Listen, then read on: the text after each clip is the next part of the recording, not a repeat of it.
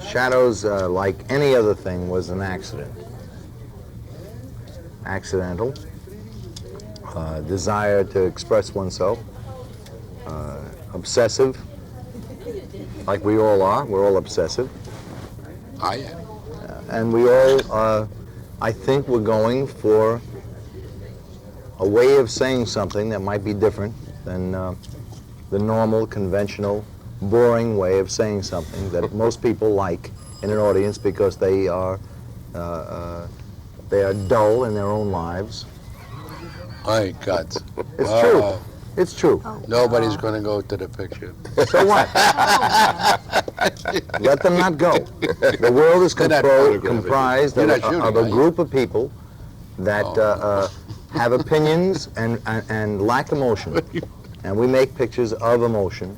And if people go to see them, they will become touched and emotional in ways that they have never experienced before. And if they want to, they can go. If they don't want to, it's a free country, they don't have to go. Tell me what Shadows was about, the storyline. Shadows was about youth. It was about young people as we had known it, and we try to do it realistically, not Andy Hardy. Not that there's anything wrong with Andy Hardy, but I was a kid and I just was as tough and as mixed up and screwed up as anyone else. And we just did it in the 1950s when everything was wonderful. We made a picture about the aimlessness and the wandering of young people and the emotional qualities that they possessed, and that's what it was about. And many people loved it. What about Faces? What led you to doing Faces? Faces was my boredom, my own boredom with older women and older men that try to be 18. And it bored me so much, angered me so much that we made this film. And we got some fantastic actors, Seymour Cassell, Jenna, Lynn Carlin, John Marley, and Val Avery, Fred Draper. They were so much better than the original concept that they made the picture quite wonderful. And I fell in love with actors because my own hostility and my own Greekness came out in the picture, and they softened it and they made it human. And I began to realize that actors are quite unique people that no one else is like. No other people are like. What kind of problems do you have getting a film made yourself and distributed? I don't get you, darling. Would you have had any problems making a film yourself outside the studio system, making it yourself? I don't understand you. Were there any problems in making it yourself? I mean, there are always problems, but my problems are my own. I mean, I'm not trying to be hostile or anything like that, but I just find business boring, quite boring. It's so boring, and to talk about business, you'd have to talk to the people that run the business, who we're all quite ashamed of. The scene that we have, the girl tries to commit suicide, making Faces. What was the storyline in Faces?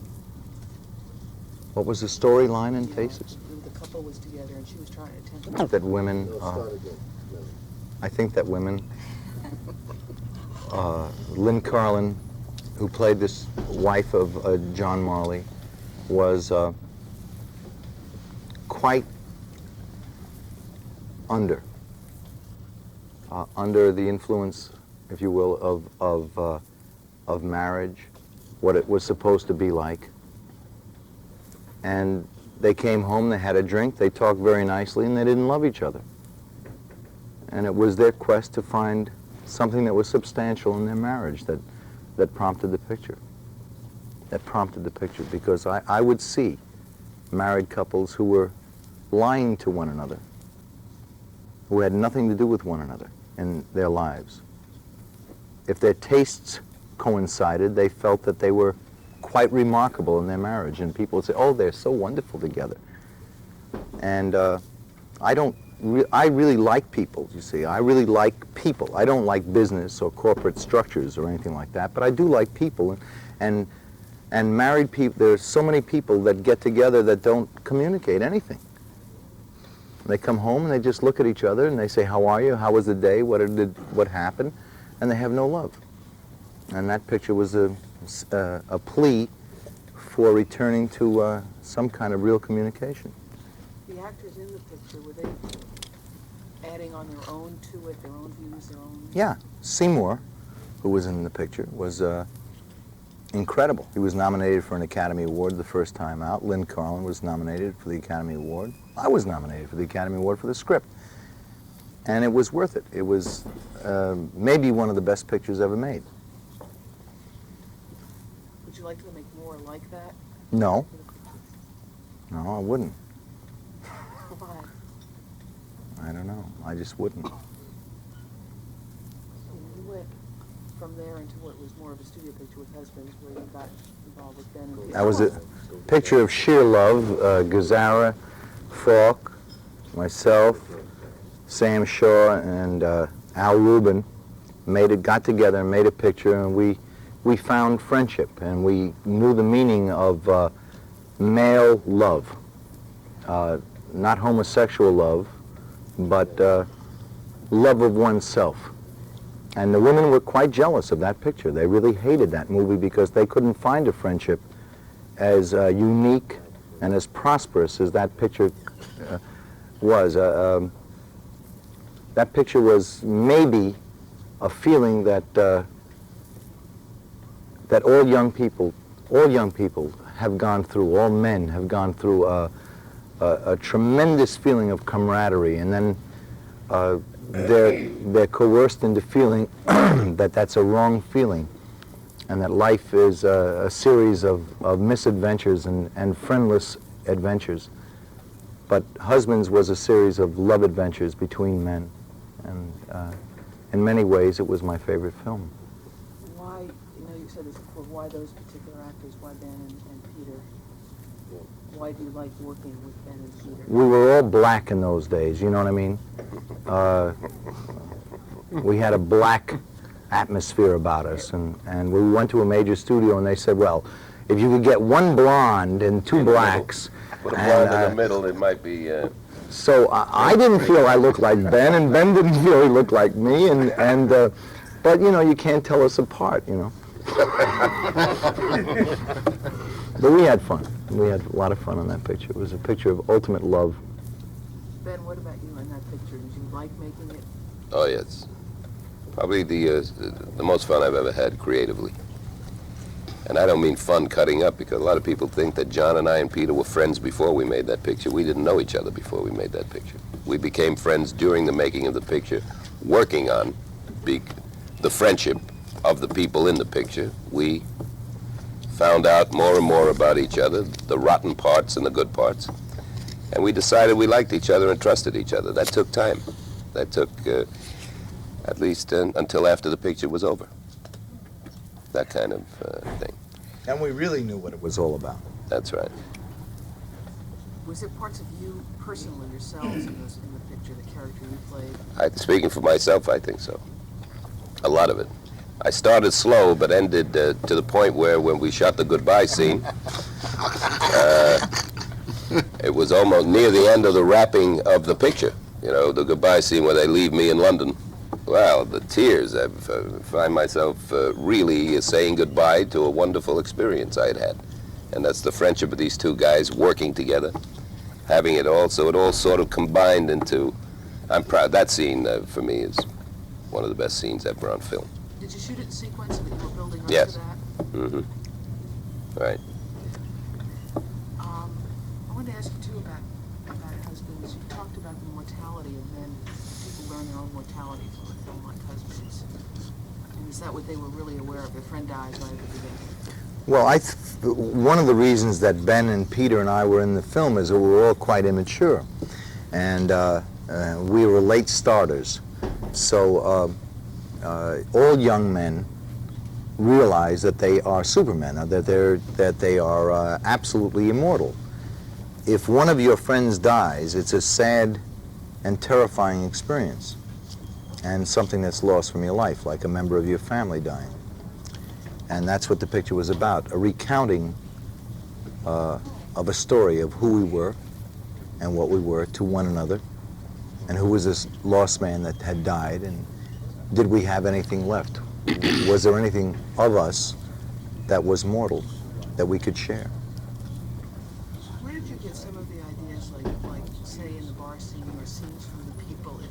exactly your own lives and your own personal lives, your own marriages, in other words. What, Suggested for the room. cameras rolling? What? Yeah, I keep on saying suggest that. the what? I keep on saying that. Oh, I don't care. What, You Paul? shouldn't say Tell that. me. Why? Well, it's so important. Cameras rolling, gentlemen.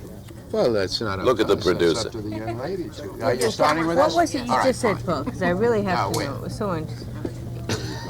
You put more lipstick on it. John, please, pay attention, John. Young ladies, I ask want me to a ask you question. Women Under the Influence, and then I would like to talk to Jenna in a minute about her role in it, but I want you to tell me a bit about Women Under the Influence. What was behind your idea when you came up with the idea, when you made it, the story behind it? I've been so horrible as a husband in my life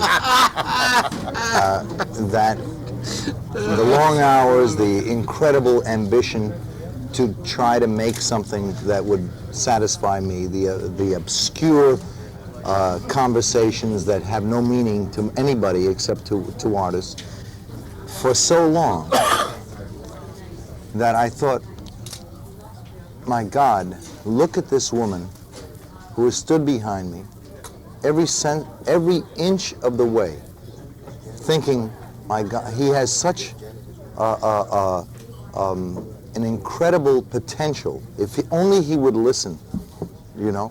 And so suddenly I thought, all right, I would like to make a picture to really say something about a person that was more to me than just a face or a figure or a mother or a homemaker or an actress or something. I really wanted to make a film about a woman that was going through tremendous trials and most of the time was alone and subject to a man's whim, bossiness, ignorance, insecurity, and double cross. And that's what the picture was about. It was about a woman and what she would go through if she had a voice. Would you have made the man, did you make the man not quite comprehending her as a woman? It seems to be that she might have gone a little bit crazier because he was not really comprehending her, understanding her as a woman and her role as a mother and a wife and a housewife. I thought Peter Falk was the most brilliant I've ever seen him, and he's a brilliant actor. I thought he was the kind of a man that was better than most because he loved his wife and he was behind her, and he, like most of us, couldn't comprehend exactly the meaning of someone that loves you, like most of us. And the rest of it is all political nonsense. Jenna, what about you? Were you, is any of Mabel you? Well, obviously it is not our life. I'm an actress and I have an outside life that is separate from my home life. And yet,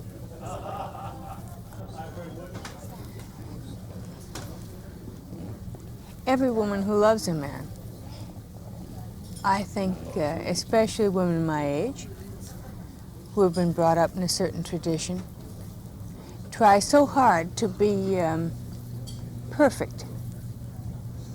Really, truly, a perfect wife, a perfect mother, perfect everything.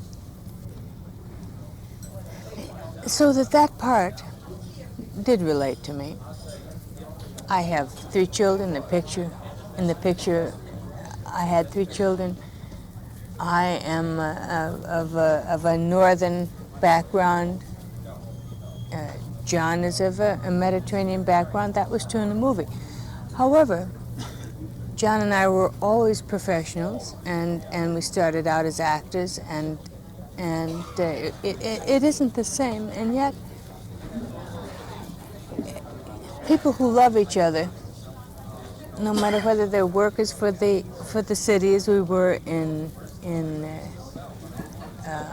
Woman Under the Influence, or whether you're an actress, there is a certain part of you that's so committed to trying to be what the other person expects of you. That in that way, I was close to the role. It's the most meaningful role that I had played up until that time. Even though, now opening night, which we've just played, and which is about really the alternate part of me, the actress part. I think that Woman Under the Influence was the first time I'd had to examine closely what I had entered into when I was very young. Because John and I have been married a long time, we married very young. And when I entered marriage with John, I brought with me all of the values that were traditional at that time, and I have a great deal of sympathy for women who throw themselves on the rocks of domesticity, or anything really, but especially that they try so hard to be perfect, and of course that's impossible for anyone, actress, housewife, scientist, no matter what it is. It's a truly imperfect thing. In fact, it's presumptuous to try to be perfect. And yet, many of us have been programmed to that point of view. And the almost inevitable conclusion is failure. And the fact that you have to sooner or later recognize that love is not a constant thing that goes bzz. It's like an EKG thing that goes bzz. In Woman Under the Influence, Peter, who played my husband, was from a traditional Italian background. He had his idea of what a wife should be. And my character was a Scandinavian, tried to fit into it. And he could not, the same thing that attracted him, the differentness when we were courting, got on his nerves when we were married. Everybody disapproved of it, his mother, his friends. It was kind of an embarrassment. And so the love went this way and this way and this way, and the only thing is that trying to be perfect, my character could not stand any rejection. And I find women of very sophisticated background still cannot stand any rejection from their husband and crumble. So that it was a fascinating part for me. I don't imagine any part really will be as meaningful to me as that. Though opening night, in a way, I have to credit John, because he's not at all as any man was from my background when I was a kid, because they expected certain things, and John will take as a playwright and examine so thoroughly one side and then the alternate side without any preconceived notions about how they should act. I find that acting, you know, they always say that you take all of your experiences from life to acting. I must say that I take my experiences from acting to life. And I'm really, it's a revelation to me. How would you, when she's breaking down, and that's not a part of the movie a lot, how could you get inside of somebody's head who is having a breakdown? Well, you see, we shoot in continuity. Why was she having a breakdown? She wasn't having a breakdown. In women? In Woman Under the Influence? Yes. No, she was having a disappointment. Well, that's a question.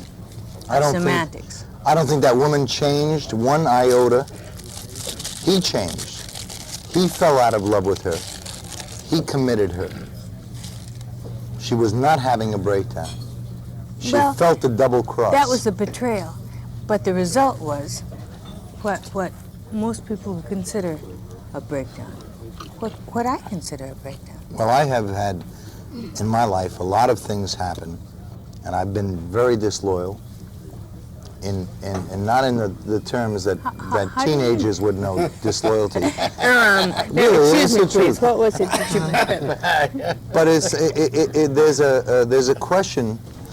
I think that there's a pull and a push between whether you're an individual, as I feel right now, or whether you're part of a society.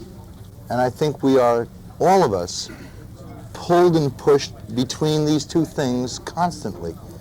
And you keep on saying, do I want to be what I am, or do I want to be Television. It has. John, when you Believe it or want not. to, that's a slate in television.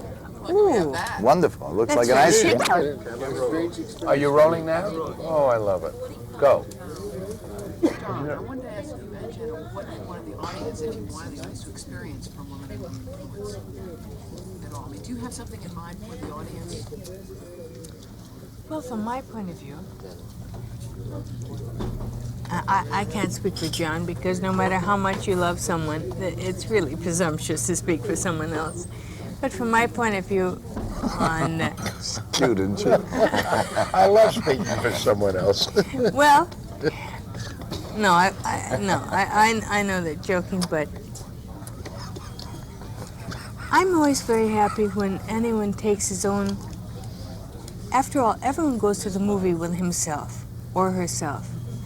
I was very surprised when we first made Woman Under the Influence. I said, John, gosh, nobody 18 or 20 is going to even know what we're talking about. And then I found that young people would stop us on the street and they'd say, that's my mom and dad, you know. That's what I grew up in. And I was very happy, really. And then other people, you know, in their 30s and stuff, would say, that's the story of my life. And then there'd be other people, 90, who would say, that's exactly what I went through. And that was, I don't know, it was the most satisfying thing as a performer that I'd ever done.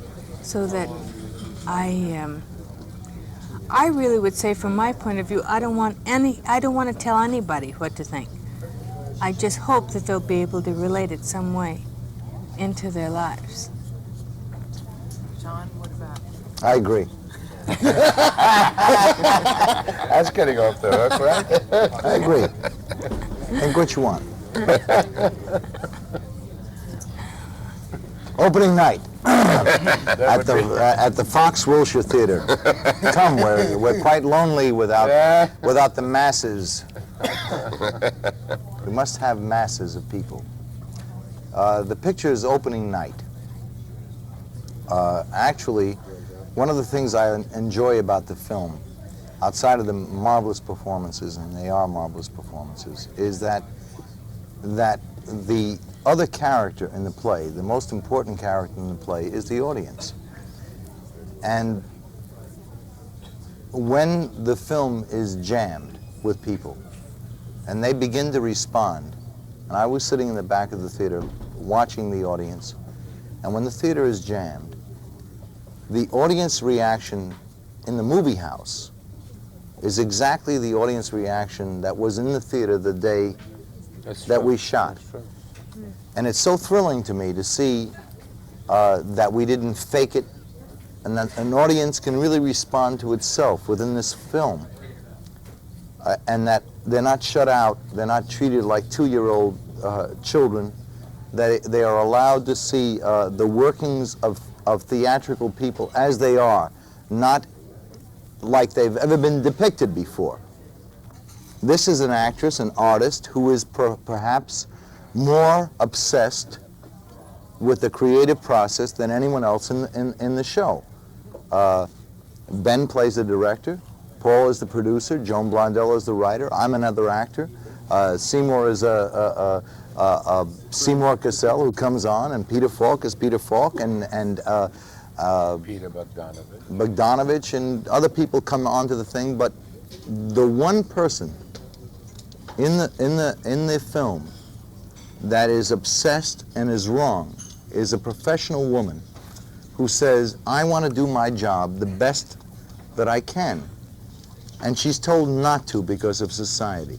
She's told she'll be fired. She's told she's too old. Age comes up. Well, it's the truth. Age is a truth. And she's confused by it, and she examines it, and she's one of the finest people I've ever seen in my life. And we go back and forth between our own lives on the screen, the theatricality involved, and the blessing of expressing oneself, you know? I'm not ashamed of that. I think it's wonderful to express oneself. When we started this movie, I was afraid of this movie because I thought no one really is that interested in actors or what they really go through if we were really to put it on the line. And I look at the audience that watches this film, and they are interested, and I don't care where they come from. They are interested in this movie, and they're interested in theatricality because almost everyone wants to be funny. Almost everybody wants to be dramatic. Almost everyone wants to be better than anyone else. It is an incredible movie. To me, it's the finest movie I've ever had anything to do with. I love this movie, and I think everyone should go to see it, and not enough people are coming to see it. And I'm telling you, they're not going to see something stupid.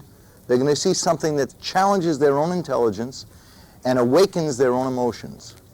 And I like it. I like that movie. And I've never asked anyone to go to see the movie. I want to see Lines Around the Block tomorrow. Really, Lines Around the Block, because this is a stupid town. It is a stupid town in the sense that it is maybe one of the largest cities in the world. It's lazy. It's polite. It is so sissy in its mentality, so go along with everything that goes along. It's corporate owned. It's a town owned by Hollywood, and it's about time it grew up. It's about time that it took art and said, come on, baby, show me something. And we're showing them something. And there are not many people showing anything. And there are not many people that will go out and put themselves on a line in this world today because everyone's frightened. We're doing it for you. And I'm telling you that you're going to see the greatest performances, and that goes for Paul, Jenna, Ben, Seymour, me, everybody. And I'm sick. I'm sick that this is such a little sissy town that they will only go to see something that is going to be successful, that a corporation says is great. And I'm telling you, we have something so much better, so wonderful, that you are just privileged to see this movie. I'm sick because there are just such a bunch of sissies in this world that they won't go out and see something that's wonderful, and they hear it's wonderful, and other people will tell them it's wonderful, but is it going to be a success? Is it going to be a success? I don't care if it's going to be a success. I want those suckers to come in there and to see this movie because they'll see what they always wanted to be, and that is to be theatrical, to be wonderful, to be liked, to be friends, to have something in their life that is warmer, and to regard someone that has more guts than you do, and to be inspired by people. And I'm not ashamed of it. I really hate this nonsense. Kill somebody, shoot him in the head, the blood pours out. Isn't that wonderful? I hate it. I hate it. And I feel sad for all the youth that has to be coerced into that thing, that they feel sick and sorry because they have nothing to go to. And we're going to show, I'm not saying that we're superhuman. We just are terrific people. We're terrific. We are sensational. We're better than all those guys that steal from their corporations, that stand up and say, we're going to rip off. I don't care, man. I don't care. It's sick. It's sick. I'm tired of that nonsense. I really feel more for the young people in this world. I really believe in them. I think that they're terrific, but they have nobody show them the way. And they're a bunch of sheep. And I'm telling you that. They go here. No, it's no good. Okay, we'll go here. No, it's no good. It's wonderful. We'll go here. This picture is terrific. Everyone should see it, and every mother should take their kid to see it, and everybody should see this movie because it's better than anything out. And that's the way it is.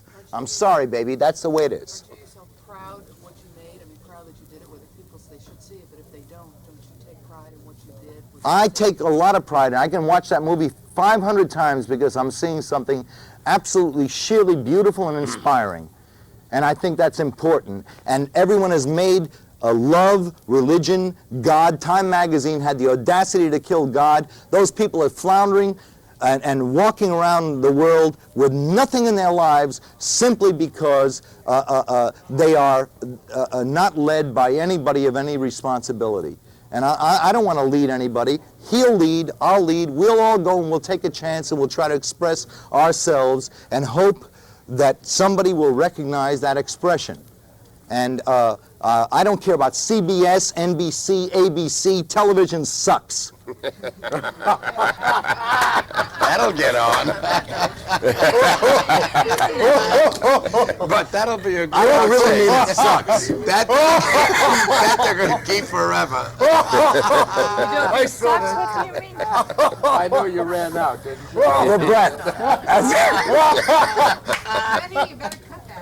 Is that okay? Are we done? What's wrong with No, we're going to stay here till morning now to straighten Well, you you'll never out. get another one like this. Give us 8 minutes because that.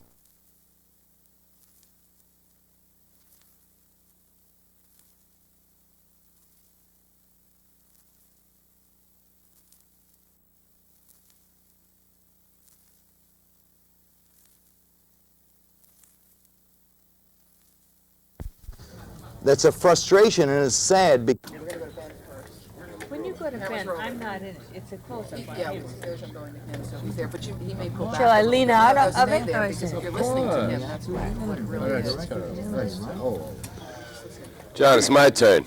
Will you keep quiet, please? John, Ben would like Again? to talk. You They're talked gonna ask already. I'm going to go to you next. John, and he would like to request that we be quiet. Give me a break. We ready? Give me a break. I have a cold. Been rolling.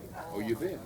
You're not resonant enough without a cold? Unbelievable. It's way down here. The voice is way down. Ben, I want to ask you two things. One, about your feelings about opening night and your feelings of working in this group of people with John, or him, with him, however. Which first? Talk about John first, so that you remember what he was just saying. What is it about the group, you and Peter and John, working together?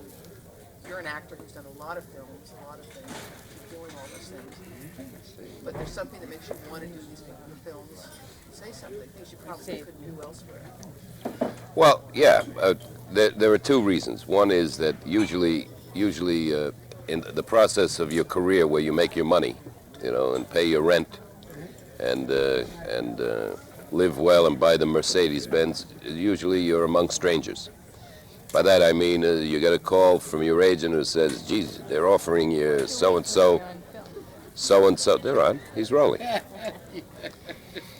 He says, you show up in Munich or Istanbul, and you'll be there, and you take your plane a couple of days before shooting, and you arrive in the location, you meet a group of strangers, and you're thrown into a love scene with the leading lady, who you do not know, hardly know her name, and there you are expected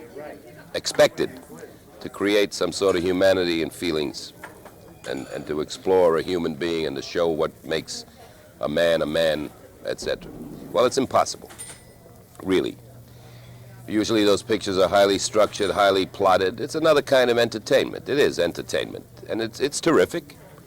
There's a place for that.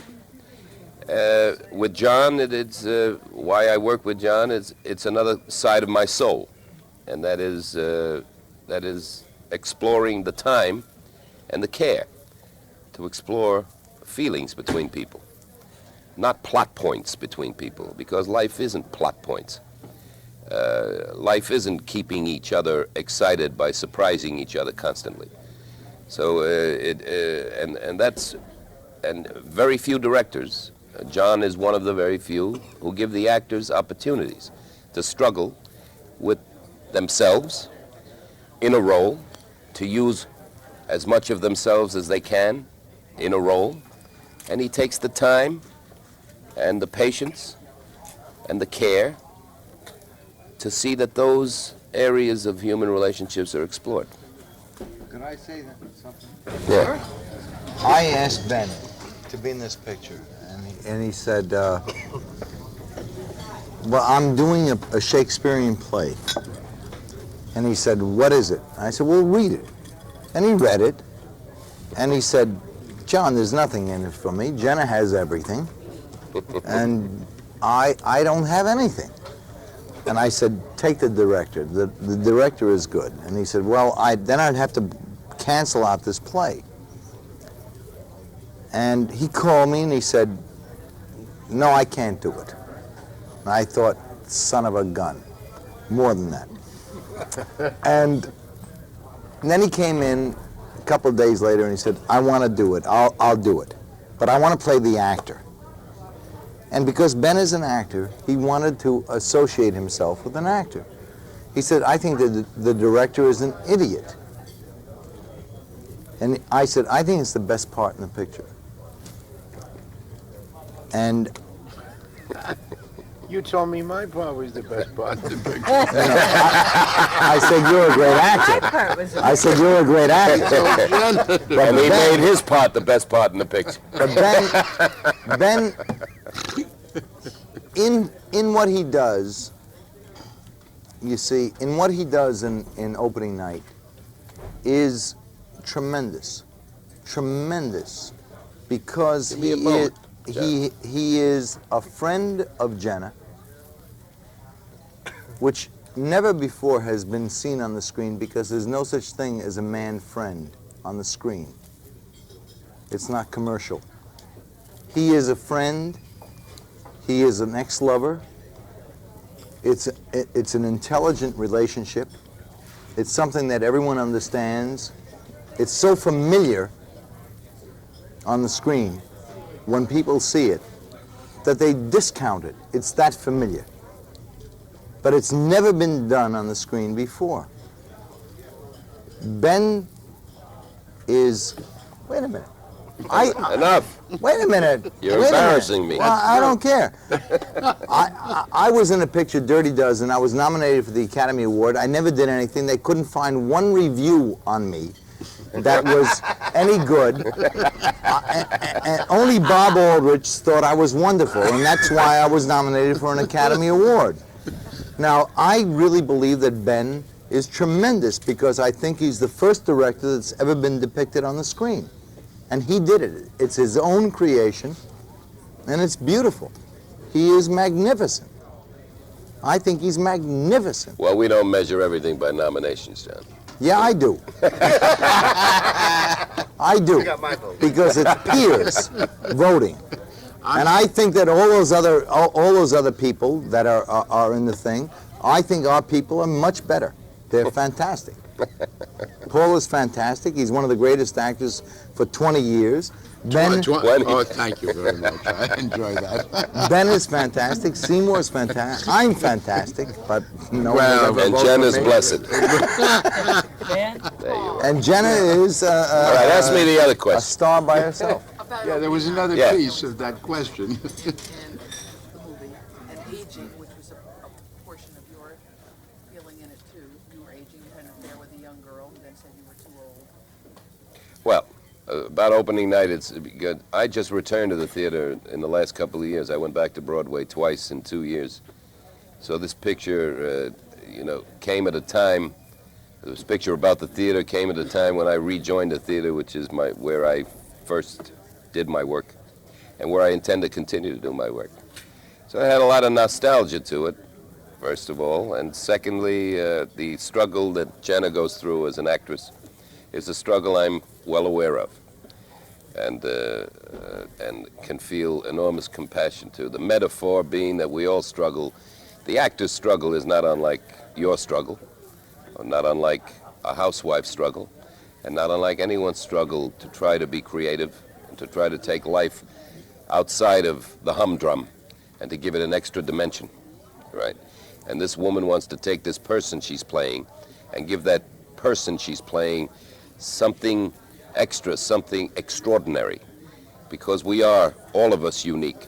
And the thing the actor has to do always is find the unique and extraordinary in the character he's playing, be he the most dismal loser in the world, or be she. What I mean is the actor has to like the character he's playing, even if he's Richard III or a sadist. You have to like him, and this woman is searching for something to like in this woman, which is not unlike what we all do. What about getting old in terms of everybody, no matter what age they are, feels they're getting older? They don't want to say their age. Well, I consider myself vintage wine now. I'm just ready to be open and drunk, so I don't have those problems. Actors don't have that. Actors don't have that. No, she's being told, you see. She's being told she's getting old. She isn't feeling that until people are pressuring her and saying it may be because you don't want to play this age thing. You're afraid of aging. You're afraid of age. I don't think that's her Wasn't fear. it the phoniest part of the film? Yeah. For actors, for actors, aging is the phoniest thing that ever lived. Because no actor ever gets old. They get bad. Right. And that's true. Ball players get old. Actors don't. Actors better. get phony. They get mannered. They get familiar. Scared. They get scared. They're too fat. Or they're too thin. They're too whatever. But a good actor will last forever. Spencer Tracy, Katharine Hepburn, Barrymore, Lionel Barrymore, Paul Stewart. Paul Stewart. I'm going to last forever? You are forever. Forever, Paul. Because you're a perpetual kid. Better than you were. They 10 are years ago, kids. and you know it. Actors are kids. We play games. And anyone that thinks that actors play for real are crazy. Well, for 3 years we've been working on our film called Faces. And the film is finally finished and ready to be shown. It has been shown in several instances, and we just simply don't know what we're going to do with it yet. Also, been working on different acting parts, mainly to make enough money to pay for the film, but secondarily to have a good time while we're doing it, and to fulfill some other function in my life besides working in a cutting room. It's good. It's having a good time for you to make, to play in a picture. Yes. When I was a boy, I used to see Jimmy Cagney and Bogart and all those actors, and I think, God, what a wonderful life they had. And then to have that opportunity to be there in front of people, in front of a camera, and to be able to express yourself and be paid for it, and to have people that are making films come up to you and treat you as if you are a person that will go in front of the screen and say things, and have some responsibility to an audience, I think it's exciting. Yeah, I enjoy it. So you never think of becoming only a director? No, I don't. I don't even think of myself as a director. As a matter of fact, I think I'm probably one of the worst directors around.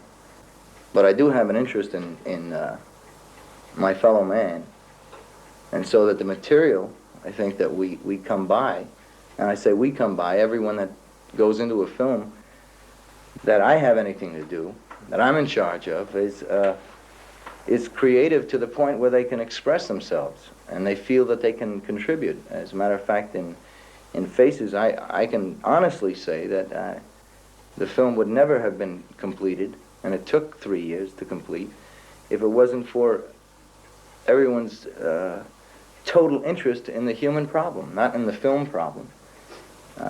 Film is, to me, just unimportant, but people are very important. The fact of doing it, of making it, which is important. The fact of, I feel the world is very chicken, very chicken. By chicken, I mean that the world is too tight, and people get all upset over things that really don't matter, like politics and religion and things like that. They take offense at things to such a great degree that they miss the good times. And the good times are probably more important than any bad time that can ever happen. And yet we spend so much time on bad times, and so little time on the human behavior.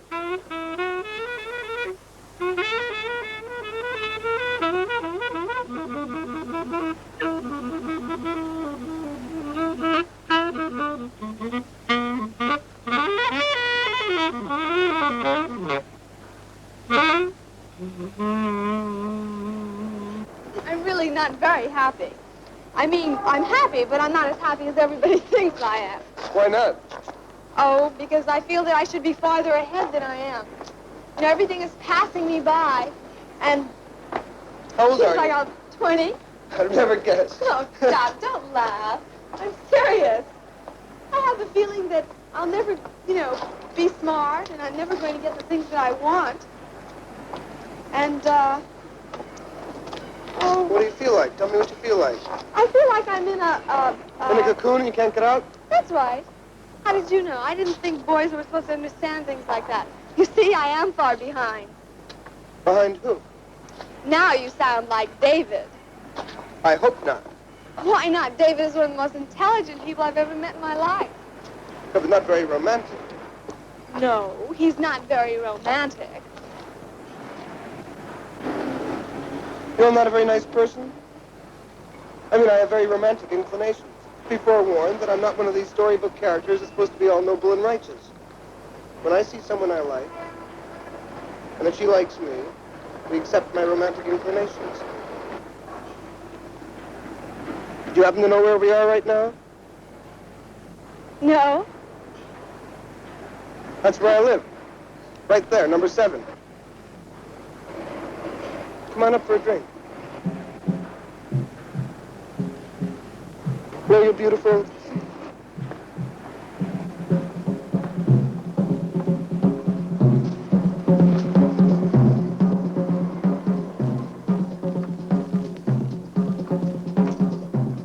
On the whole, do you agree with the American way of living? Oh, there are many American ways of living. Well, what's supposed to be the American way of living? Well, America is a big country with a lot of different geography. In a seaport, people live differently than in a valley, in a farm area, or they live differently than they do in a rocky area. It's got a lot of different geography and a lot of different time changes and ways and cultural background, the background of different people. There are places all over America that some places are German, some places are Swedish, some places are Italian, some places are French. And it's a country that has really no basic nationality of its own. It's a country of many, many different people.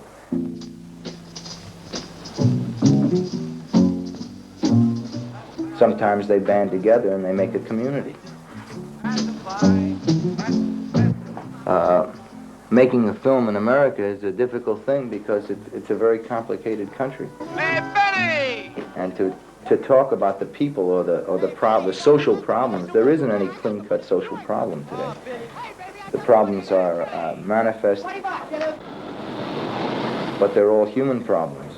And today, the people in the world, all over the world, have inherited the disease, first of feeling that economy is the answer to their lives' problems, and then, secondly, they feel that intellectualism is an answer to the problems. And the point is that we don't know everything, and it's impossible to know anything, because if you were in a room full of books, a library, there's no way that you could read every book in the world. If you lived 7 lifetimes, you couldn't, 20 lifetimes, 1,000 lifetimes. And so people have a little bit of knowledge, and they feel that it's very important that they can be very fluent in a problem that exists. For instance, there isn't an American in America, or probably a person in the world that doesn't feel that they know what is wrong with our country in terms of the black-white situation in our country. I think if we're analyzed, I don't think anyone really knows what it is, including the Negroes and the whites that are actually militantly participating. You have to fight every day. You have to fight every day to keep your sanity and stop from censoring yourself, because in censoring yourself, you have no one else to blame. And what happens to artists is that it's not that somebody is standing in their way, it's that their own selves are standing in their ways. And the whole idea, to me, and to the people that we work with, is to find some kind of personal truth some kind of revelation. That's why when we try to work on a story, we work on a story that that has some kind of a meaning that we don't quite understand. Yes, but where did you take the idea from? What idea? Shadows. Shadows? Yeah, Shadows was we had a workshop. And in this workshop, there were a lot of people that came in off the streets. I had originally formed this workshop because I had a lot of out-of-work friends who were actors.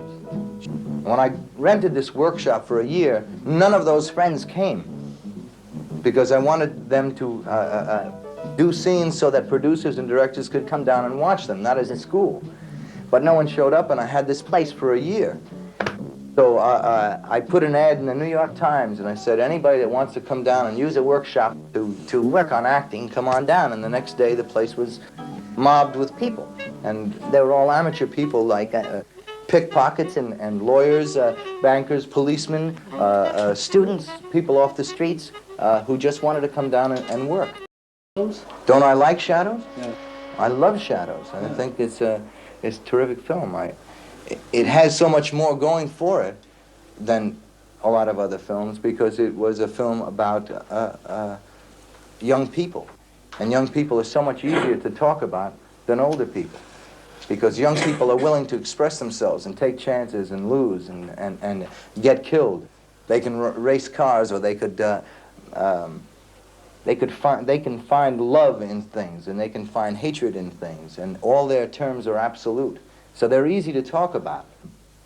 A middle-aged person is not easy to talk about because he doesn't know himself. He'll change from one moment to the next. We don't even know what changes a middle-aged person. I mean, it may be a mood, it may be something that happened 10 years ago or something that will happen 10 years from now when he dies. You know? But we don't know, so it's much more difficult. Yeah, we went on a radio program, and on this radio program we were talking about films and what should be done with films, and this man said, wouldn't it be wonderful if people would finance films? Who said it? Gene Shepard. This man had a program called Gene Shepard's Night People. It started at 1 o'clock in the morning. And I said, yeah, it'd be terrific. We'd make a film if people would finance us that way. We'd just get right on, and he said, if everyone sent in $1, it would be wonderful. The next day, $2,000 in dollar bills came in the mail to our studio. We were committed to start a film, and we took what was an improvisation, part of an improvisation, and we started to make a film. But it wasn't a film in the sense of a film, it was a film in a series of scenes. And the scenes were predicated on a Negro family in New York. And the actors that we took were marvelous in that we worked for 4 months. And when we got through, I was an actor who had gotten behind the camera and decided to be like all people on the first film, that this is magic and a magic instrument, and I was going to use it marvelously and shoot just impressions of what people said and impressions of what people were, rather than shooting inside the people. And I did this, and we all did it for 4 months. At the end of 4 months, I went to a theater owner friend of mine, and I said, look, we want to show our film, and we can fill this theater tonight. I mean, if we just start tonight, we can fill the theater. So he gave us the theater. It was the Paris Theater in New York. And 600 people filled that theater, and we turned away another 400 people at the door. About 15 minutes into the film, the people started to leave, and they left. And they left. And I began perspiring, and the cast was getting angry. We all sat closer and closer together. And pretty soon, there wasn't anyone in the theater. I think there was one critic in the theater. One critic who was a friend of ours who walked over to us and said, this is the most marvelous film I've ever seen in my life. And I said, I don't want to hit you right now. So I'm a little uptight, not feeling too hot, and none of us are. So he said, no, this is really a very good film. So like all failures, you get a sense of humor about it, and you go out and spend the night when it's bad enough. And this was so bad that it couldn't be repaired. But I'm very stubborn, and Nico Papadakis, who helped us make the film, was very stubborn. And I said, how much money do you have, Nico? And he said, I have $2,000. I can get it from France, and maybe it'll take a week. I said, fine, sign the check. And I raised $13,000 the next day, and we started shooting again. And we shot for 10 days. And the result of the film was the final version of Shadows. Now, a lot of film buffs heard about the two versions of Shadows, so they said, we want to see the first version, which was the great version of Shadows. It didn't matter to them that it was an absolute disaster. So we showed that first version of Shadows, and they championed it. They thought it was great. Now, rumors spread that I had made the film for distribution, and that because we had gone back to make it more commercial. But the film was, in my opinion, always will be. The other version exists. And outside of one screening that we had, the film was allowed to be shown at any time, and the version exists. But the second version of Shadows was much deeper, and I think the greatest scenes in it, I mean, the best scenes in the film were shot in the reshooting in a 10-day period, which has to tell you something, because it took us 4 months to shoot the other version. And it was quite different with Faces. Faces was an entirely different thing. This was now 9 years later, 8 years later. We had all grown a little older, a little more mature. It's not as easy to jump in as you were telling me before. You could, it would be difficult to go back to the beginnings, but sometimes it's necessary for your own sanity to go back to the beginning and go back to where you started from and find out whether you really have it or you don't have it, or whether there really is something to say or not. And when we started this film, none of us really had very much to say. And now, here it took us over 3 years to make Faces, and at the end of the film we have many things to say. So it only shows that that creativity, that solid creativity, no matter what it is, creates more things, more ideas. It doesn't dissipate itself in one. We went through that film, and Jenna was my wife, was in the film. She was pregnant during the film, and it was difficult. And our other leading lady was pregnant during the film, so that was difficult. And since we finished the film, the other girl, Lynn Carlin, had 2 children from the day that we finished the film until the completion of the editing of the film. And many things happened on that film. For instance, I wrote a first draft, and the first draft was 200 pages long, 265 pages long, and it was only halfway completed. And we filmed it. And we decided that we'd film if it would take 10 hours to film, that's the film that we were going to make. And that was the film that we were happy with. So we filmed it, and filmed it, and filmed it, and filmed it, and shot for 6 months on that film. And people, it became more than just a film, it became a way of life. It became a feeling against the authority that stood, in the way of people expressing themselves as they wanted to express themselves. And it became a thing that we can do that in America. We can do that without money in America. We started that film with $10,000. That film has cost well over $200,000. Now, in between times, I've paid for the film by going out and making 5 films. I've become an actor because of that film. I hadn't made a picture in 6 years. It's a nice place you got here. And, Thank you. It's 27 years old. the people that sacrificed, I know one man hasn't seen his wife for 1.5 years. Now, he's still going out to California while I'm over here making money, so that we can go ahead and not distribute the film and not take the first offer that comes by, but really do what we want with the film. So if we want to give it away to universities, we will do that. If we want to bury the film and never let anyone see it, we can do that. In other words, it's ours.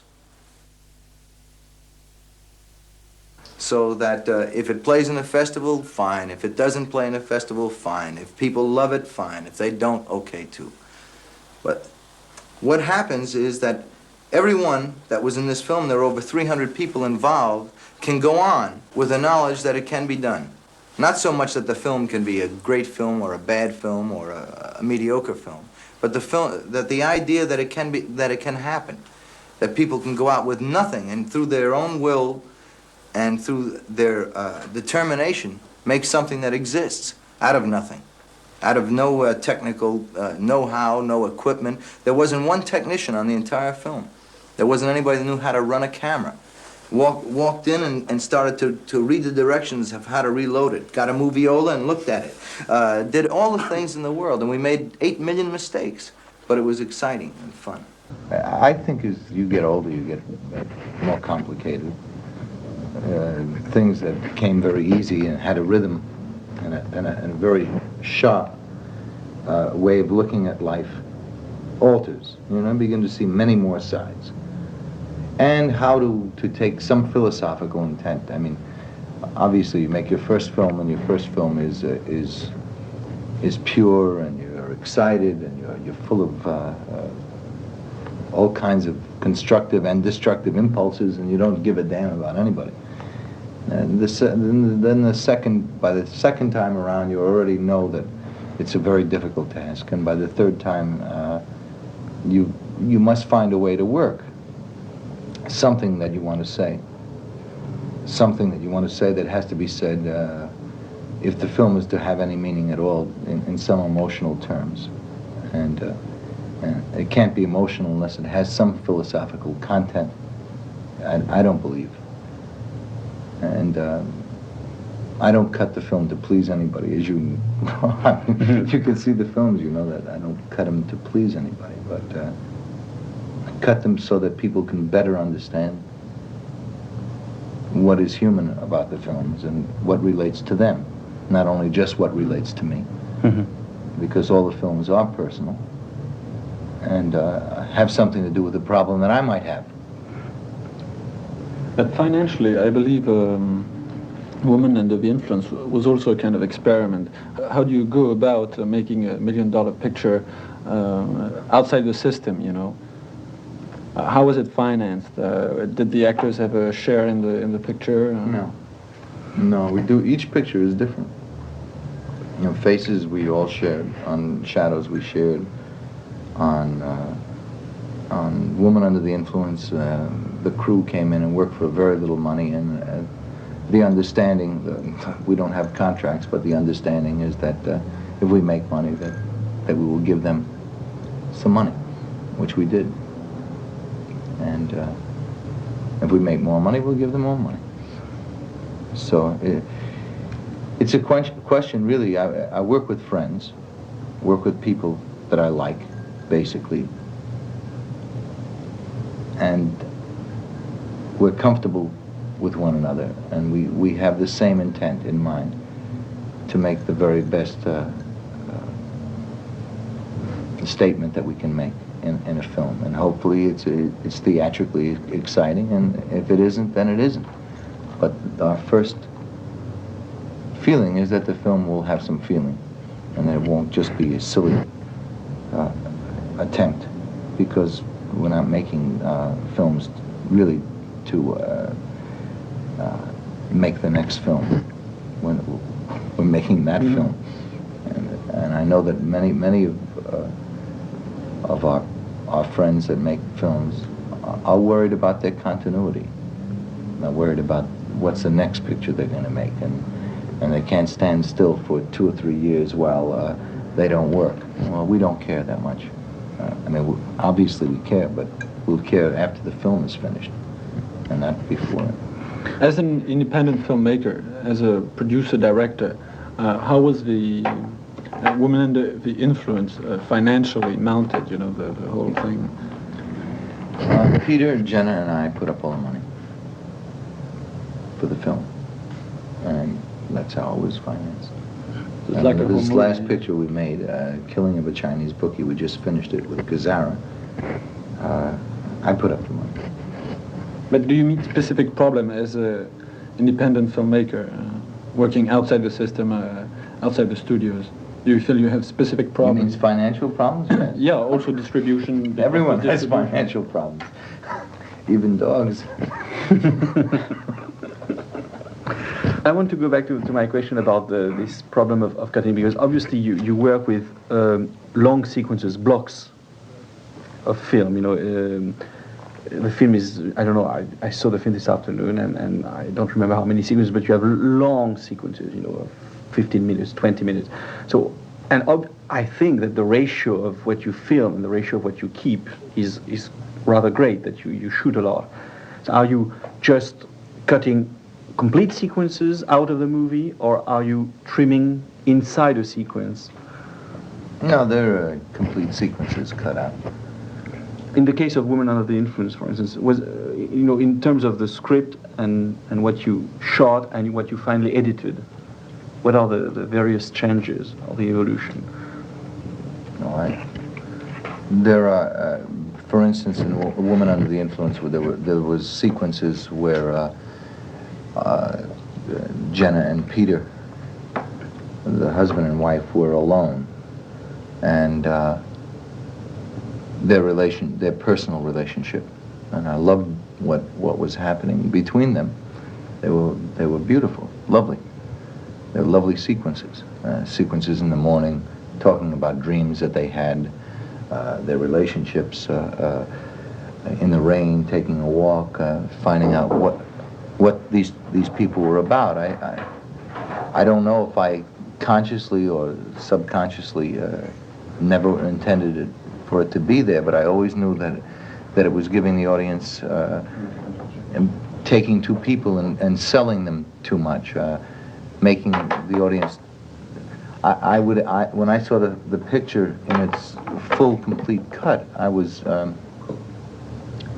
while I loved the sequences, I thought, if these two people have such an incredible relationship, such an incredible close relationship, it seems to me that they would never get to this stage, and I couldn't believe any longer that the basic problem that existed between them would any longer exist. And I thought that it was, I think, a romantic desire on my part and the performer's part for it to be a real, a lasting, good relationship, a romance. And it's not a romance totally, because marriage isn't a romance totally. It's a very sparse moments do you have time to be romantic in a marriage. How long was the first rough cut you had of the picture? About 3 hours and 50 minutes. I had the feeling while seeing this film that it was the film that was the most simple on the level of the storyline. In other words, I mean, it's a little arbitrary, but I think that in the other movies, Million Moscovich and Husbands and Faces, there are events that happen on the level of the social relationship, for instance, adultery, or husbands leaving their wives, going to London, or in Million Moscovich, a woman who is not married, getting married, and so on. Here is the simplest thing you have done. In other words, that everything, all the events are on the level of the emotions. There is almost no factual event in the film, in the sense of in a turn in life in terms of change of social condition, or I mean, everything is set at the beginning, and there is nothing happening except on the level of emotion. I think that's true. I think it was perhaps the boldest in that sense. The film was everything, the action was purely on the level of emotion. Well, listen, everyone is, most everybody in the world at one time or the other is married or in love with someone.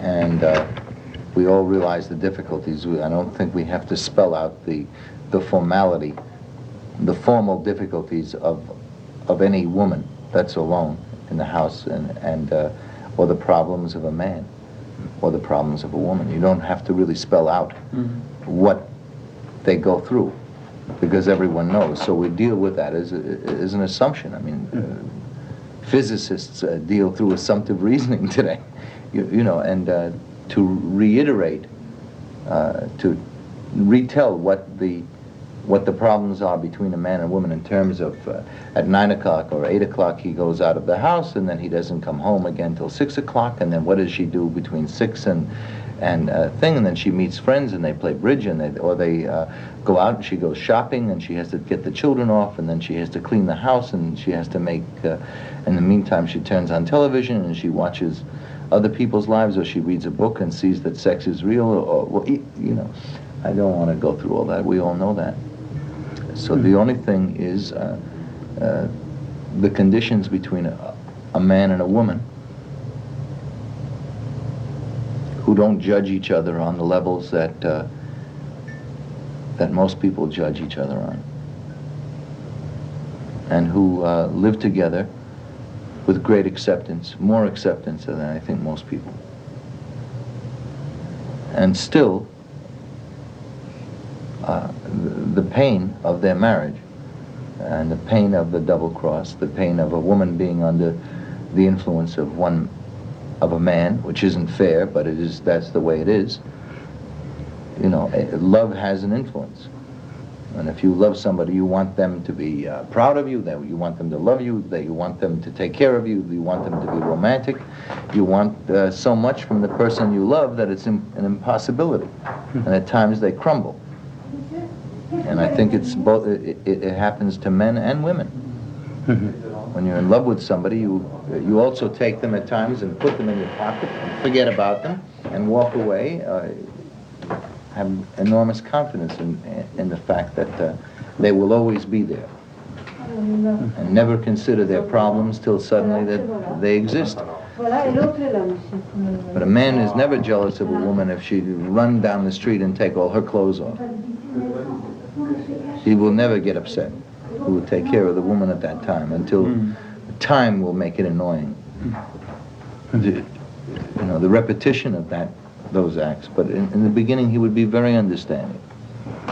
And but if a man would catch a woman in a lie, in a simple lie, it would not even have to be an infidelity, in a lie, he would maybe not react in any specific way, but we would certainly take note and never forget that and not trust any longer. And the same thing with a woman.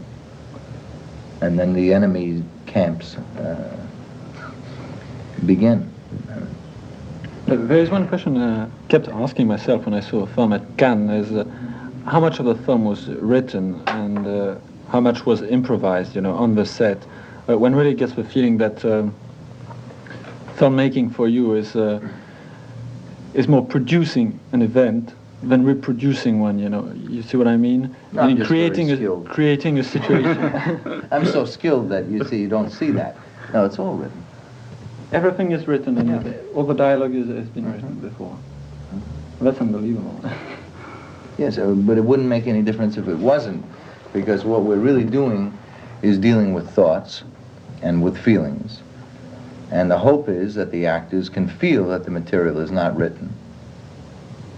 And when they do, then they can take their own time, which makes it appear to be improvised. They can do it with enough skill that it appears to be their own, rather than the author's, which is the hope. But does it happen other times when you use unforeseen accidents or even pieces of dialogue that suddenly pop up in except the lack of money, which creates accidents and, you know, creative accidents. I mean, but listen, you know, you're making a film. You just don't put the camera doesn't appear. And then, unbeknownst to us, we begin rolling, and suddenly people are doing things that are there. You know, and it's not the house didn't blow up. Nothing happened. It's quiet. It's really a quiet film filled with emotion. Yes. No, but sometimes something happens. I mean, an amateur or a professional actor can suddenly have an idea, or you might have an idea of changing something at one moment of emotional intensity, and suddenly, you know, somebody has a gesture that was not. I think it's personal taste on our part. I have tremendous respect for actors when they are people, and somebody will come to me and say, "Look, my character would never do this." I said, "Then don't do it. Don't do it. If you feel that it's wrong, don't do it. And if you feel it's right, do it. But you have no obligation to do that or to say that line if you don't feel like saying that. If you feel it interferes with the intention of what you're doing on an overall basis, why would I insist? For what reason? You know, so many times the lines would be left out because the actor would not feel all right about saying that particular thought or expressing that that sentiment at that time. But I find that I've never seen an actor working on a picture of mine that ever lost a line, ever felt any pressure of saying it, because I say whatever you feel. They always ask me, can we say whatever we want? I say yes, and they always say the lines. And sometimes I don't know whether it's, there are other cases. On Shadows we did improvise. On Husbands we did improvise half of the movie, approximately half of the movie. But that's because it was that particular kind of picture. On Woman Under the Influence, if you improvise that picture, it would be very difficult. And Faces, was it? No, it was all scripted. Like this one, and like Miniman Moscovich too? Yes. Those are the three. But I find absolutely no difference. I can't tell any difference. No, we don't see any. I mean, we don't see any difference when we watch the film. We couldn't know that Husband was more improvised than this one. No, you couldn't tell.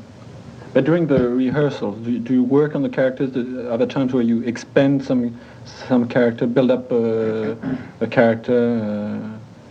Are there changes at the time of a rehearsal, or do you keep to the script? So a lot of times it would change if it doesn't work. I never feel it's the actor.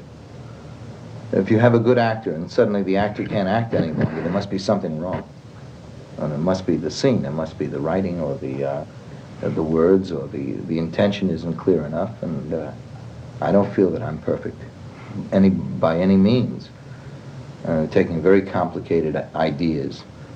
I mean, every day I get up in the morning and I think, what the hell, I'm not so secure in my life that I can talk about everyone's marriage. And give the answers, because I don't know any of the answers. One day you have an answer and the next day it's no damn good. So we go in there with the thought, and if all the thoughts correspond to what everyone feels is right, then we go ahead and we talk about it, we argue about it, and sometimes rewrite the entire sequence. You rewrite? You rewrite? Yes, rewrite before we shoot it. When do the rehearsals take place? I mean, do you meet the actors a long time before the starting of the picture, or? Yes, we will get together and read. I believe that in most pictures, the actors that are in the films don't even meet each other. They don't know each other. I've been in films where I said, "Oh, were you in that film?" I was in the film. If we don't see the film, we don't know we're in the film together. We don't share scenes together. We don't know where they're... Even sometimes you share a scene and you don't know. You don't know. Hopefully. With editing, you can... But we get together and we read for a number of weeks. We meet on a Tuesday night or a Wednesday night and get together and read the entire script and then go, ooh. And it's different than when I first started. I mean, because the actors that I work with, I like them, they like me. Most of us have worked together before. And they will come to me and they'll say, gee, I wish I had a scene of this. And I'll say, I don't know whether, let me think about it. And what else do you think? I'll even occasionally ask them to write down what they feel, because I don't understand what they're saying. And sometimes they come up with very, very good ideas. Can you give an example of that? Well, with Jenna always, she'll read a completed script and say, I hate that woman. Hate her, she's not, what is she doing? What does she wear? And I said, I mean, what does she wear? I don't give a damn at this stage what she wears, She said, well, it's very important to me. I said, well, you're shallow and superficial, for Christ's sake, so shit what she wears. Yeah. And she'll say, no, it's very important to me because, listen, that's part of the woman. I mean, I want to know what this woman does and how she behaves. I mean, you're the superficial one. You tell me what she wears. I want to know if she goes to the beauty parlor. I want to know what you think about her. And then I said, well, I haven't thought about that. I'm sorry. I haven't thought about it. And then I go and start to think about it. And that will lead you to many And in essence, what Jenna wore in the thing with the pink socks and her shoes and her mini skirts. And I did go, before we started the film, to many homes of working people, maybe 30, 40, 50 homes, and knocked on the door and said, "May I come in?" And I didn't like what I had seen, and I knew what it was anyway. Electrical appliances and plastic, in America at least, plastic coverings of furniture, and very little in the house, much outside. The painting, you know, the house always clean outside and painted, and inside, you know, a nice car, a beautiful kitchen, and nothing else. Everything else is not to be sat on, or you know, and very little art, very little interest in music. And once a week to go out to a restaurant like McDonald's and take the family out for a hamburger, you know, and think, well, I'm an artist and I don't live this way. Somehow I must convert this into terms that are acceptable to me and still acceptable to the people we're talking about. So I found a house. I mean, the art director found a house. Feather Papa Michael found this place. He said, "John, this is a wonderful place." And I looked at it. It was big. And these homes are not big. And it was just the opposite of all the things we just were talking about. And so we made it a house that was given by the mother and the father to this family, to Nick in the picture. And it seemed to work all right then, as long as it was a hand-me-down house, a house that was given to them. And so we could alter the reality without ever having to justify what it was, and I could believe it. And so when Feather started decorating this house, we talked about it, and nope, absolutely nothing on the walls. I don't want anything on the walls. He said, well, no. And then he comes and puts his additions. He said, no, this man plays softball, and he's an athletic man. He would play this, and he said, these awards are nice, and occasionally he'd put these little trophies that the man would have on the fireplace, and pictures of the children in the room, or pictures that the children had done. Nothing really to call attention to itself, but then each person begins to work, once they know the conditions, on their own thing. I mean, we discussed whether the house should be painted or should not be painted. So the front was painted, the back was not painted. He never got, even though the man was in construction, and he certainly could have 3 or 4 men come over and help him paint the back of his house for a few beers.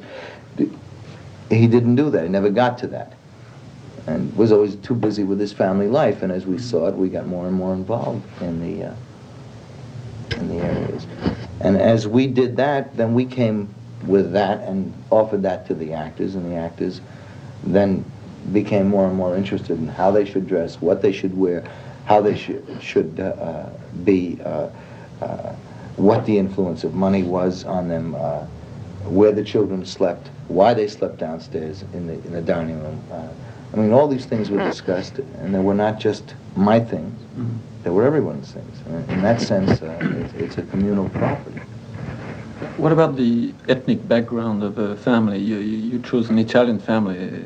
Yeah. And why did you choose Italian rather than, well, in America, the people in construction are black or Mexican on the West Coast, or Italian or Portuguese, and Irish, and that's predominantly the working class in America. Yes, but did you have a particular knowledge of this group, or more than Portuguese, for instance, or probably? No, I've been many Italian restaurants.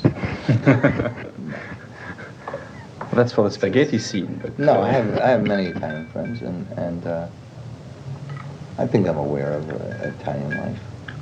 Because you took a Jew in Milian Moscovich. Yeah. Did you ever think of taking the Greek community, or do you know the Greek community very well? A little bit. A little bit. I don't think. I think the man could be anything. Really. The no, but still, family it's could important be in the picture. I mean, don't you think it's yes. precisely one of the influences too? Yes, it's a conflicting. She's her family is Swedish. The hell I don't know about anything about Swedes. I don't know anything more about Swedes than they know about Swedes. Than second or third generation Americans know about Swedes. They may know 3-4 words in Swedish and have a smorgasbord once a week, and that's their, and maybe some religious background or some old stories that they would know. But that's about all they know about Sweden, and have some quilts that were left. We're fantasizing to think that the American melting pot is anything like the European. It's not. It's such a conglomeration of everything. I mean, I know Italians that go to Italy and they're happy and everything else, but they're happier in America because that's their little Italy. And while they may all be together in a certain neighborhood where everyone speaks Italian or half Italian or broken Italian, or some of them will be from Venice, some of them will be from Sicily, some from Naples, whereas in Italy they wouldn't get along. Somebody from Naples and somebody from Sicily wouldn't get along. In America they would get along tremendously good because they would unify. I mean, all your characters before this film were more or less unbalanced or neurotic, but it's the first film where you deal with a character who is really on the verge of kind of insanity or. I'll be back about 8. Okay. All right. Yeah. All right. I'll wait for them downstairs if they haven't finished. All right. Okay. Yes. Should I send Jenna down and have a drink with you? That'd be good. Yeah. Yeah. Okay. Okay. Fine. All right. Not right now because I have something to do. Well. Why don't you ring up when you're? I'll ring up when I'm back. Okay. Thank you. Yes, it's a character which, well, it's very difficult to know. There is no borderline between sanity and insanity, but I mean, in the film, obviously the character, has lost really a balance. Now, was it different for you in the way of directing Jenna, or because it was a case, a mental case, for instance, gestures or attitudes and so on? Did you have to study cases like that? Because it's not like a psychological scene where people can have any kind of reaction. Did you do research or study on people who go into mental hospitals and so on? No, because I don't think it's about that. It's not about that fundamentally, but on the outside there's. Well, listen, I'm half crazy myself, and I think almost everyone is. I mean, we're all verging on some kind of insanity, except that from our posture we say that. Everyone else is crazy, everyone else is wrong, everyone else is, so we all have our own truths. And my truth is that everyone else is crazy. And I'm saying, I believe very strongly that all women who are married for any length of time don't have, and if they love their husbands, they don't have any place to put their emotions. And that can drive them crazy. Now, other women find outlets for their life, and they go their own way and say, look, I must be more independent, and I must go this way, and they go. But this particular woman, I don't think she's crazy. I think she's so totally devoted to the concept, to the idea that being a good wife means that there's a reciprocal thing somewhere, but she doesn't know quite what it is. The last picture of yours that we saw, that Woman Under the Influence. One day you spoke about a film that I think it was about faces. That you said that it was very much longer than it appeared on the final, cut. Now, in the case of Woman Under the Influence, was there any cut made, or was it the length that you intended? Because it's a longer film than your recent films. I think as you get older, you get more complicated. Things that came very easy and had a rhythm and a very sharp way of looking at life alters. You know, I begin to see many more sides. And how to take some philosophical intent. I mean, obviously you make your first film, and your first film is pure, and you're excited, and you're full of all kinds of constructive and destructive impulses, and you don't give a damn about anybody. And then by the second time around, you already know that it's a very difficult task, and by the third time, you must find a way to work something that you want to say. Something that you want to say that has to be said if the film is to have any meaning at all in some emotional terms. And it can't be emotional unless it has some philosophical content. I don't believe.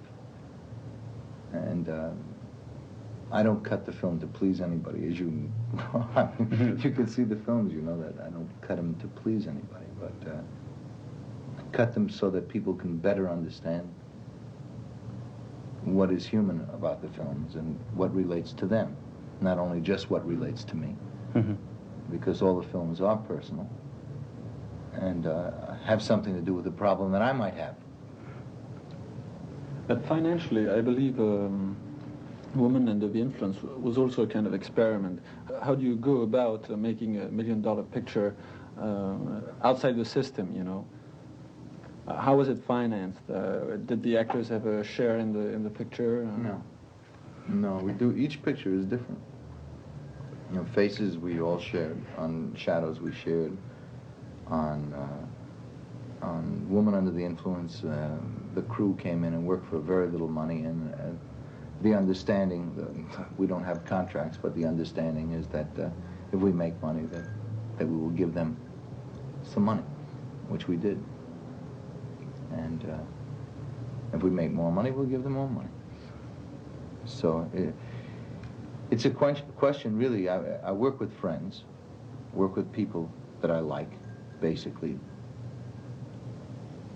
And we're comfortable with one another, and we have the same intent in mind, to make the very best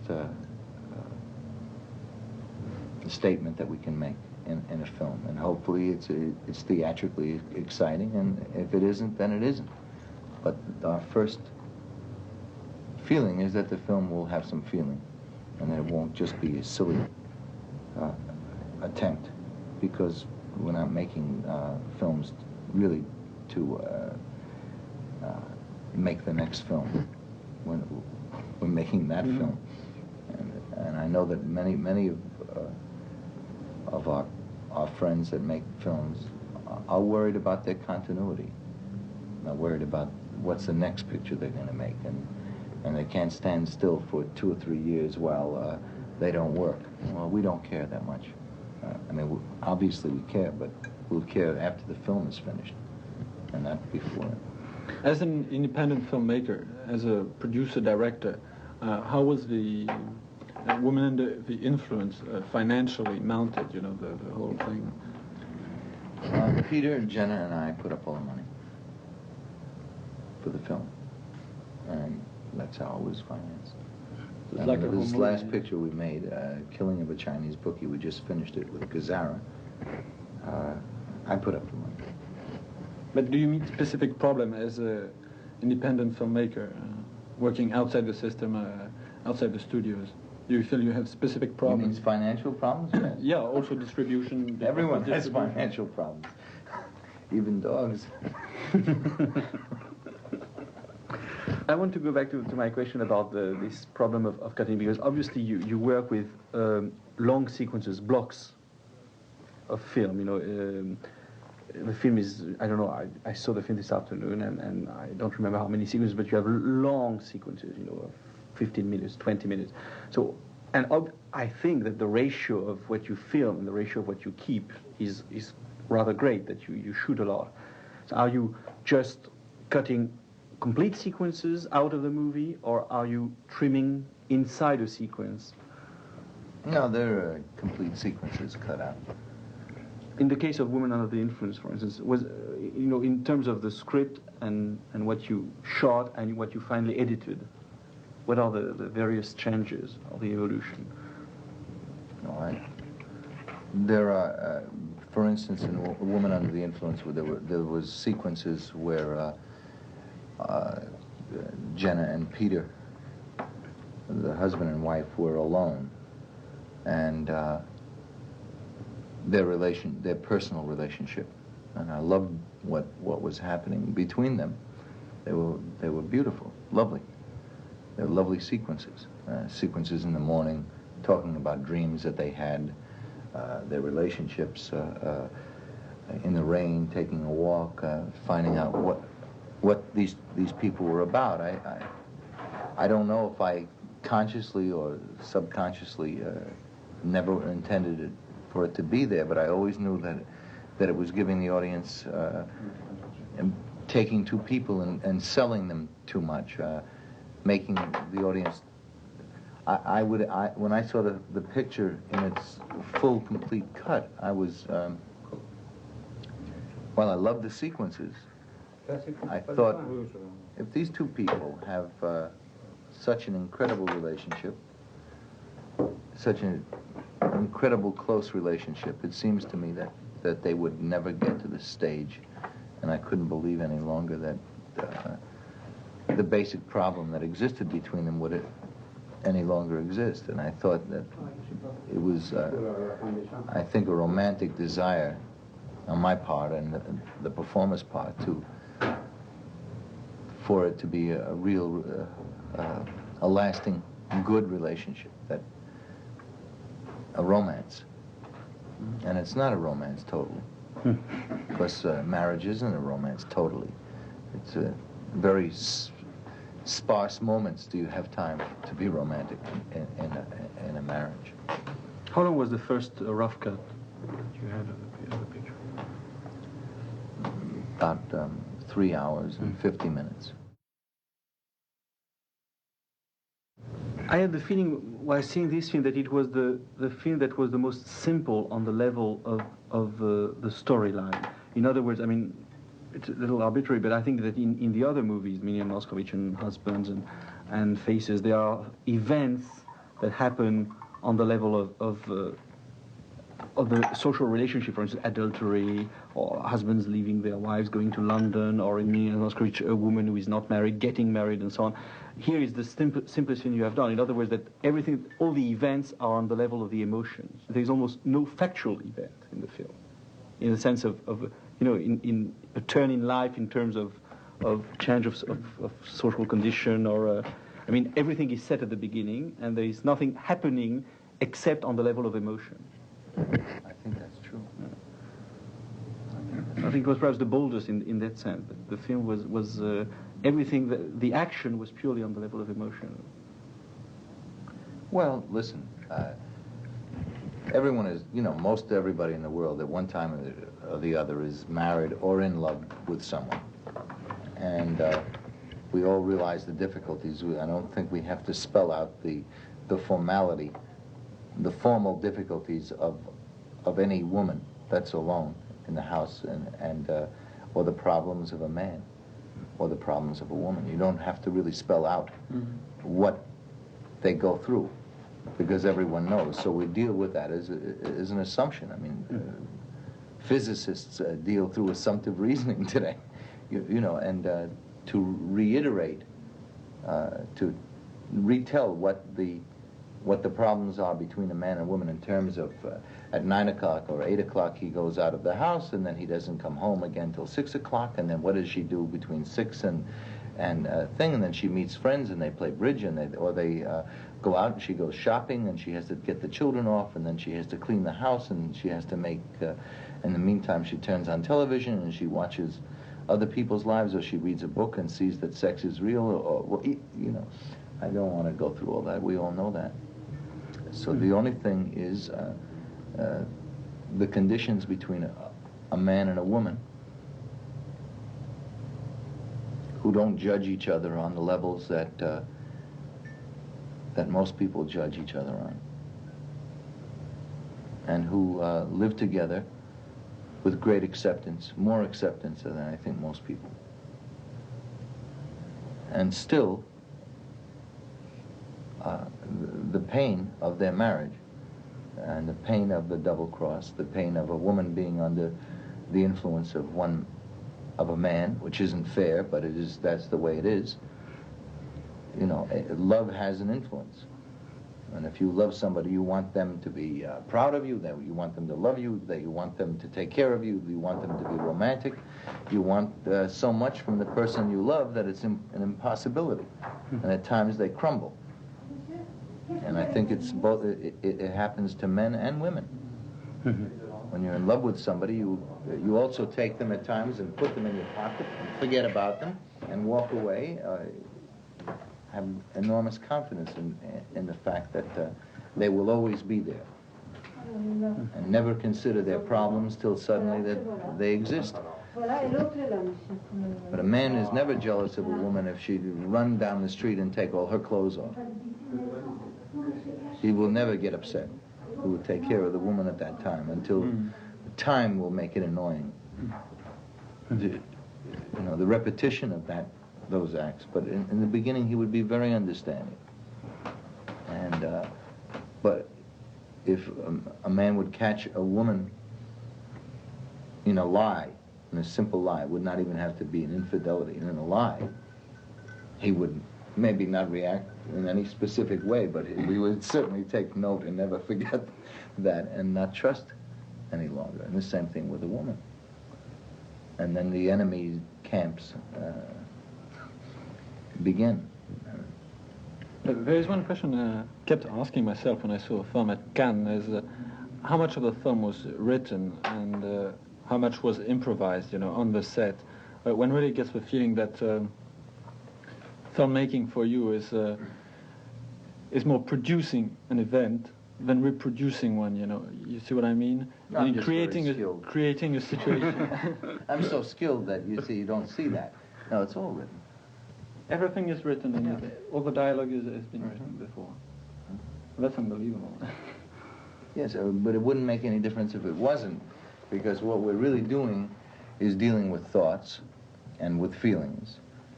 And the hope is that the actors can feel that the material is not written. And when they do, then they can take their own time, which makes it appear to be improvised. They can do it with enough skill that it appears to be their own, rather than the author's, which is the hope. But does it happen other times when you use unforeseen accidents or even pieces of dialogue that suddenly pop up in except the lack of money, which creates accidents and creative accidents. I mean, but listen, you're making a film. You just don't put the camera doesn't appear, and then unbeknownst to us, we begin rolling, and suddenly people are doing things that are there. And it's not the house didn't blow up. Nothing happened. It's quiet.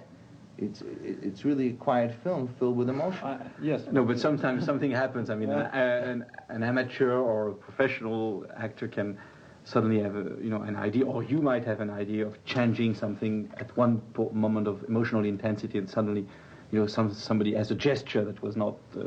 I think it's personal taste on our part. I have tremendous respect for actors when they are people. And somebody will come to me and say, look, my character would never do this. I said, then don't do it. Don't do it. If you feel that it's wrong, don't do it. And if you feel it's right, do it. Mm. But you have no obligation to do that or to say that line if you don't feel like saying that. If you feel it interferes with the intention of what you're doing on an overall basis, why would I insist? For what reason? So many times the lines would be left out because the actor would not feel all right about saying that particular thought or expressing that sentiment at that time.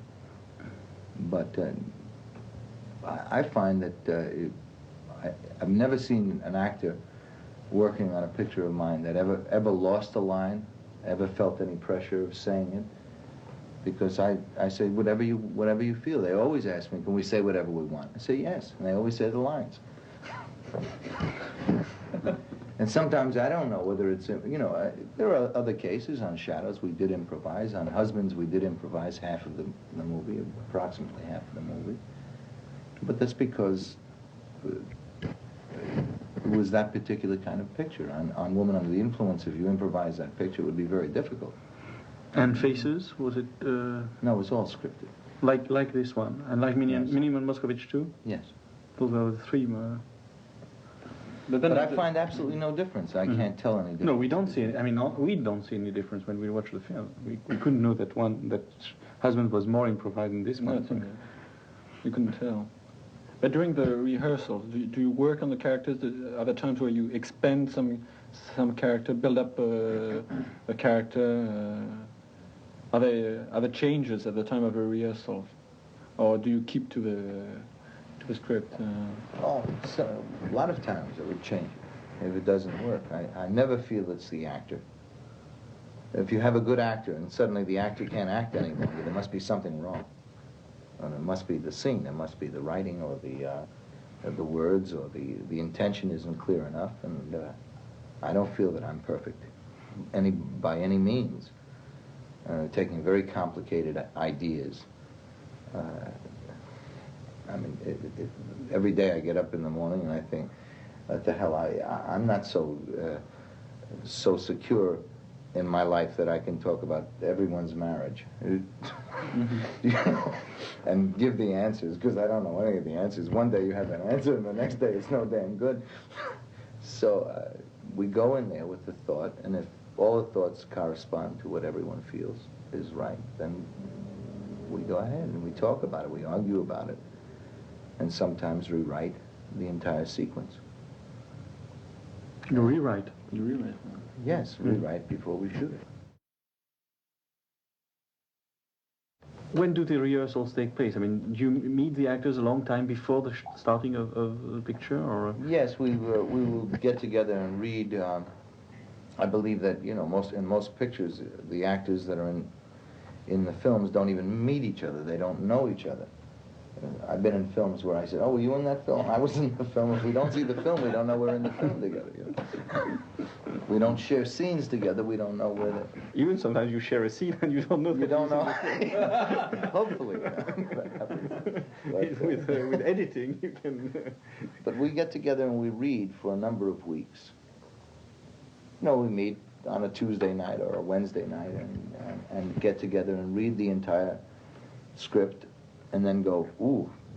And it's different than when I first started. I mean, because the actors that I work with, I like them, they like me. Most of us have worked together before. And they will come to me and they will say, gee, I wish I had a scene of this. And I'll say, I don't know whether, let me think about it. And what else do you think? I'll even occasionally ask them to write down what they feel, because I don't understand what they're saying. And sometimes they come up with very, very good ideas. Can you give an example of that? Well, with Jenna always, she'll read a completed script and say, I hate that woman. Hate her, she's not, what is she doing? What does she wear? And I said, I mean, what does she wear? I don't give a damn at this stage what she wears, She said, well, it's very important to me. I said, well, you're shallow and superficial, for Christ's sake, so I don't give a shit what she wears. Yeah. And she'll say, no, it's very important to me, because, listen, that's part of the woman. I mean, I want to know what this woman does and how she behaves. I mean, you're the superficial one. You tell me what she wears. I want to know if she goes to the beauty parlor. I want to know what you think about her. And then I said, well, I haven't thought about that. I'm sorry. I haven't thought about it. And then I go and start to think about it. And that will lead you to many And in essence, what Jenna wore in the thing with the pink socks and her shoes and her mini skirts. And I did go, before we started the film, to many homes of working people, maybe 30, 40, 50 homes, and knocked on the door and said, "May I come in?" And I didn't like what I had seen, and I knew what it was anyway. Electrical appliances and plastic, in America at least, plastic coverings of furniture, and very little in the house, much outside. The painting, you know, the house always clean outside and painted, and inside, you know, a nice car, a beautiful kitchen, and nothing else. Everything else is not to be sat on, or you know, and very little art, very little interest in music. And once a week to go out to a restaurant like McDonald's and take the family out for a hamburger, you know. And think, well, I'm an artist and I don't live this way. Somehow I must convert this into terms that are acceptable to me and still acceptable to the people we're talking about. So I found a house. I mean, the art director found a house. Feather Papa Michael found this place. He said, "John, this is a wonderful place." And I looked at it. It was big. And these homes are not big. And it was just the opposite of all the things we just were talking about. And so we made it a house that was given by the mother and the father to this family, to Nick in the picture. And it seemed to work all right then, as long as it was a hand-me-down house, a house that was given to them. And so we could alter the reality without ever having to justify what it was, and I could believe it. And so when Feather started decorating this house, he would, you know, we talked about it, and nope, absolutely nothing on the walls. I don't want anything on the walls. He said, well, no. And then he comes and puts his additions. He said, no, this man plays softball, and he's an athletic man. He would play this, and he said, these awards are nice, and occasionally he'd put these little trophies that the man would have on the fireplace, and pictures of the children in the room, or pictures that the children had done. Nothing really to call attention to itself, but then each person begins to work, once they know the conditions, on their own thing. I mean, we discussed whether the house should be painted or should not be painted. So the front was painted, the back was not painted. He never got, even though the man was in construction, and you know, he certainly could have 3 or 4 men come over and help him paint the back of his house for a few beers. He didn't do that. He never got to that, and was always too busy with his family life. And as we saw it, we got more and more involved in the areas. And as we did that, then we came with that and offered that to the actors, and the actors then became more and more interested in how they should dress, what they should wear, how they should be, what the influence of money was on them, where the children slept, why they slept downstairs in the dining room. I mean, all these things were discussed, and they were not just my things. They were everyone's things. In that sense, it's a communal property. What about the ethnic background of the family? You chose an Italian family. Yeah. And why did you choose Italian rather than, let's well, in say, America, Greek? you know, the people in construction are black or Mexican on the West Coast, or Italian or Portuguese, and Irish, and that's predominantly the working class in America. Yes, but did you have a particular knowledge of this group, or more than Portuguese, for instance, or probably? No, I've been many Italian restaurants. Well, that's for the spaghetti scene. But, no, I have many Italian friends, and I think I'm aware of Italian life. Because you took a Jew in Mini and Moscovich. Yeah. Did you ever think of taking the Greek community, or do you know the Greek community very well? A little bit. A little bit. I don't think. I think the man could be anything. Really. The no, but still, family it's could important be, in the picture. I mean, don't you think it's yes. precisely one of the influences too? Yes, it's a conflicting. She's her family is Swedish. The hell I don't know about anything about Swedes. I don't know anything more about Swedes than they know about Swedes. Than second or third generation Americans know about Swedes. They may know 3-4 words in Swedish and have a smorgasbord once a week, and that's their, and maybe some religious background or some old stories that they would know. But that's about all they know about Sweden, and have some quilts that were left. We're fantasizing to think that the American melting pot is anything like the European. It's not. It's such a conglomeration of everything. I mean, I know Italians that go to Italy and they're happy and everything else, but they're happier in America because that's their little Italy. And while they may all be together in a certain neighborhood where everyone speaks Italian or half Italian or broken Italian, or some of them will be from Venice, some of them will be from Sicily, some from Naples, whereas in Italy they wouldn't get along. Somebody from Naples and somebody from Sicily wouldn't get along. In America they would get along tremendously good because they would unify. I mean, all your characters before this film were more or less unbalanced or neurotic, but it's the first film where you deal with a character who is really on the verge of kind of insanity or. I'll be back about 8. Okay. All right. Yeah. All right. I'll wait for them downstairs if you haven't finished. All right. Okay. Yes. Should I send Jenna down and have a drink with you? That'd be good. Yeah. Yeah. Okay. Okay. Fine. All right. Not right now because I have something to do. Well. Why don't you ring up when you're... I'll ring up when I'm back. Okay. Thank you. Yes, it's a character which, well, it's very difficult to know. There is no borderline between sanity and insanity, but I mean, in the film, obviously the character, has lost really a balance.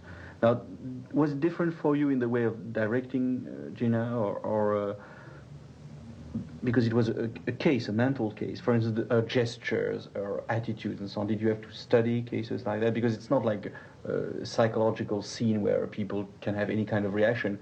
Did you do research or study on people who go into mental hospitals and so on? No, because I don't think it's about that. It's not about that fundamentally, but on the outside there's... Well, listen, I'm half crazy myself, and I think almost everyone is. I mean, we're all verging on some kind of insanity, except that from our posture we say that, everyone else is crazy, everyone else is wrong, everyone else is, so we all have our own truths. And my truth is that everyone else is crazy, and I'm saying, I believe very strongly that all women who are married for any length of time don't have, and if they love their husbands, they don't have any place to put their emotions. And that can drive them crazy. Now, other women find outlets for their life, and they go their own way and say, look, I must be more independent, and I must go this way, and they go. But this particular woman, I don't think she's crazy. I think she's so totally devoted to the concept, to the idea that being a good wife means that there's a reciprocal thing somewhere, but she doesn't know quite what it is. And I think that she's not crazy. I think that she's just frustrated beyond belief. I think that she doesn't know what is right. She doesn't know what to do. She doesn't know how to do it. She's socially inept. And I think more than being crazy, I think she's socially inept. And emotionally inept. So that we look at that, and from a standpoint. She's at the spaghetti table and she's saying, I remember you, I remember your wife, I don't remember you. to the man that says, oh yes, don't you remember we were here? But everything that she does is in a way an expression of individuality. She's trying to be individual within the framework of something that no one can be that comfortable in, and no one really knows the way. I mean, I don't know whether you're married or not, but to know the way of behavior, none of us know that. We think we know it as we learn, you know, hello, how do you do? Friends come in, can I get you a drink? We're going to go to the movie. What the hell? What does all that mean? I mean, no one knows exactly how to do it. You do it your own way. You find your own way of being socially equipped to deal with other people.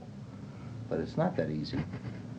Isn't it because the character, Jenna, has to play so many parts all the time? You know, she's to be a good wife, she's to be a mother, and she has to be good to the Nick's colleagues and so on. Daughter-in-law. She keeps playing parts. Socially, she has to keep playing parts, and there's so many of them that she finally cracks up. Don't you think it has a lot to do with this, the social environment and this? I don't think she cracks up. I think that she never changes. I don't think that she ever changed. A man committed her. She was the same before she was committed. In fact, she was very lucid. I mean, I thought she was very, very, very plain, you know, direct, like women are much more direct than men, which is always offensive to men. I don't know, for some damn reason. But we don't like to be told that we made a fool of ourselves. you know, and he made a fool of himself. So he came home and the kids were naked. Isn't that terrible? I mean, who was insane? I thought he was insane. To get because he felt already from past experience that something was happening that wasn't happening, and he had her committed on that basis, not on the basis that anything really happened. He got punched by a neighbor who was being driven crazy by a socially inept woman. You know, who wasn't doing anything wrong, took the children outside and played Swan Lake, and he was bored, wasn't he? He was uncomfortable, and didn't know what to expect, and she didn't know how to entertain him, so she acted what we call crazy, but she didn't do anything wrong. Sorry, just this sentence, you know, when she said to Nick, I can be anything you want, Nick, you know. Yeah. And then at the end, Nick says, be yourself, you know, so the whole contradiction between anything you want me to do, I'll do it, you know, and then the next scene you see her jumping in bed, you know, and fantastic sexy thing and so on. So don't you think the whole film is in this contradiction between Yes, you know? It is, but I think that life is I think that any romance between a man and a woman, you know, is a contradiction, constantly. I don't know, maybe it isn't for anyone else. Maybe it isn't even for the French. It is for me. I've never seen, I think, one moment I think, this is the most wonderful life I've ever, I'm so happy, everything is going very well. And the next minute, I want to kill. Or somebody wants to kill me. And I do feel that's right.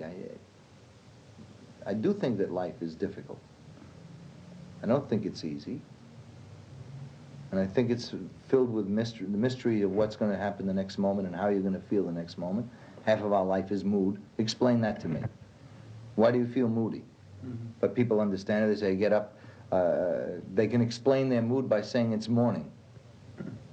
I'm no good in the morning. Or somebody else says, I get tired at night after a hard day's work. Well, why do we understand that?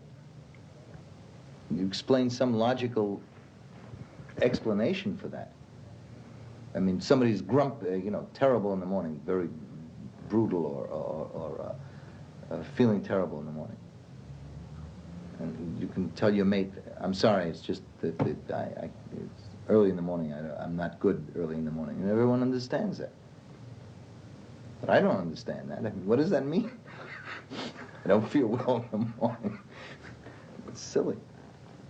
But you know, in the scenes, for instance, in the beginning of the picture, when they have this almost kind of code of gestures with each other. You know, when yes, they make incredible gestures, and it's like a kind of language that they have together, and you feel that at once it looks rather an exceptional scene between them, a point of crisis, and at the same time that they have done that all the time together. Yes. No, obviously this is not written. I mean, how do you come to this kind of this is improvisation or? Everything in film is of the moment. I mean, it should be of the moment. The worst thing in the world. All right, you write a scene, and the words are there. So the people, what are the people supposed to get there and just say, "Hello, how are you? I'm fine. I'm going to bed now. I'm going away now." Obviously, you have the two very fine actors in the picture, and they want more from their love story than just to say hello, goodbye, goodbye. Why did you do this to me? Why did you do this to me? So they choose. They make choices as actors. They make choices to love and expect something, or love and not expect anything, or to have an epic quality or not, to make demands or not, to be wrong in front of an audience that watches you or not. And out of this thing, they begin to believe one another. And as they begin to believe one another, they begin to express in the peculiar ways that these two people would have to express. The man is embarrassed by the woman having a peculiar behavior, right? Mm-hmm. At the same time, he likes it.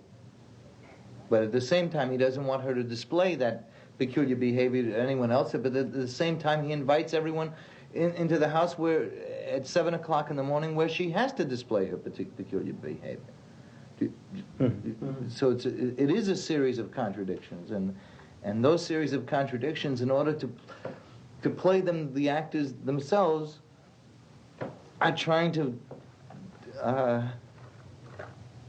either go along with what they're doing, and then they become frustrated, and in doing that they begin to have their own language. And the language is written, but their gestures are not written. Mm-hmm. Their feelings are not written. The fact that you have such changing moods must make it very difficult for the director, for yourself, on the set to articulate, anything. Just saying, directing the actors. Do you have a lot of explaining to do just before the camera roll, or is the mood already set just by your relation with the actors, or by the long talks you had with them before starting shooting, or is there still some talking discussion between you and the actors just on the set, when the cameras are ready to roll? I'm of the belief that anyone can act. No, I believe that anyone can be an actor, that can play a real person. Because I believe that anyone can make believe that they are this or that. I mean, from our childhood, we know that we can make believe that this is happening, that that's happening. You can't make believe and be told to play someone if someone says, no, that's wrong. So I would never tell an actor that they were wrong. I would never say that isn't my interpretation of the character. I would more rely upon that actor to interpret, to make his own interpretation or her own interpretation. If that actor or actress is lazy or doesn't take it seriously, I'll kill them. I would really take a knife or a gun or my fist and kill them.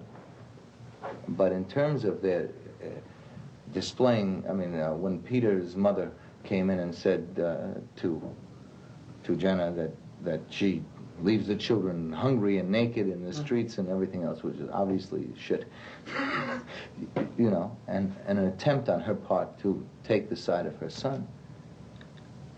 His interpretation shocked me. The children, especially in the last scenes, when they race frantically around Peter Falk, how can you can't explain rationally to children what they have to do. How can you articulate what's all about, to children? I don't. Put them in the mood. I don't. I only think that I have only one talent as a director, and that is to try to set a mood up where people can behave as they would behave in a given situation. And I don't try to control the set. The set is sometimes quite noisy. The set is disorganized. The actors band together sometime against me and say, "This son of a bitch is never going to tell us anything." But he has something in mind. I have nothing in mind, except to see what they do. And I would never tell the children to protect, even though it was the intention of the script, to protect their mother. And they just, but I did try to set up with the actors the total belief that this was the mother and this was the father. And in doing that, they had their own interpretation of what they were going to do. And it was as mysterious to me as how it came about as might be to an audience, because they did it with such delicacy. And Peter, his determination was not for the children, but I never told him that. I never told him to take and do anything to the children that he would do in the most brutal terms. So he never knew that he did anything to the children, or that he had embarrassed them, or had hurt them, or that they had hurt him.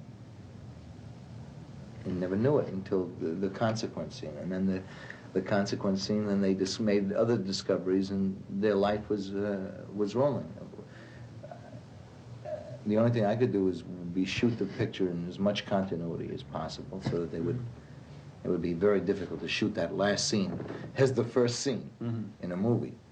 And that's one of the reasons I don't want to work with a major studio anymore, where they budget and schedule and cut into slices. Because you couldn't do it. And there's no way of explaining that, because to them it's only a script. And you're the director, and you will be able to get that, to make those things transpire. When Peter came out and he saw Jenna on the couch, he said, "Oh, Jesus Christ, I can't, what do I do? I have to say, Mabel, get down from that couch." I mean, Jesus Christ. John, it's so tasteless. And I said, "It'll be fine. Try it. If it's no good, I won't leave it." And he started to do that, and the minute the children came there, then it became a reality for him. And he didn't have to worry about how self-conscious a moment it was. And it was difficult. You come in one day, I mean, it's fine when it's in continuity, but you come in the next day, you say, "Hello, how are you? How are you?" And all of a sudden, Jenna's now on the couch, and he's coming out of the kitchen. It's a whole different day. That was yesterday, this is today. And it takes a tremendous amount of concentration. So I won't let people talk socially. They have no life outside of the life while they're working. After they're working, they can do whatever the hell they please. I don't want a family situation. I don't want too tight-knit a situation. I want them to be real. I want them to go live their life as they would live it. But while they're working, if we're working only 4 hours or 5 hours, I want a full concentration from them, because I worry that when the picture comes out, that they won't be fulfilled. How many cameras did you have on the set of Woman Under the Influence? Mainly one, but sometimes two. For what particular, when do you want 2 cameras? When do you decide that you will have 2 cameras? There's very little with 2 cameras in that picture. I thought there were 2 cameras most of the time to have this kind of continuity, not to lose any this fluidity. Basically one. Mainly exteriors. When we shot exteriors, we shot with 2. Very conventional. Nothing. Did you do many takes, or as many as required? They vary. Some if the people are with it immediately, they come in immediately. Then we do few takes. Sometimes, it's very difficult to reveal not the good side of yourself, not the heroic side of yourself, but the side that you're not always proud of. And then there are things where actors cannot trust directors because they've been double-crossed many times by directors, and your performance doesn't stay the same performance the same character. It's altered to fit the story. Mm-hmm. And I think it's more difficult to get people to trust you, that you will see what they are doing, you know, and that you will let them be what they are, what they convince themselves that they are. Otherwise, it becomes quite technical for them, and they just say their lines and protect themselves and always make choices that are quite positive in terms of their life, as they would in their life. But to reveal themselves and let qualities that they wouldn't want to be seen come out is difficult, and needs a great deal of trust between us.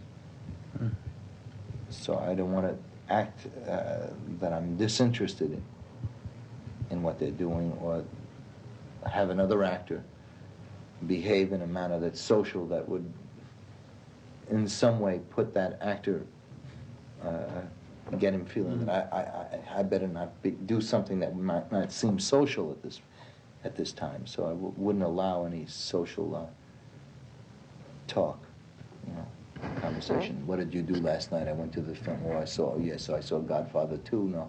No.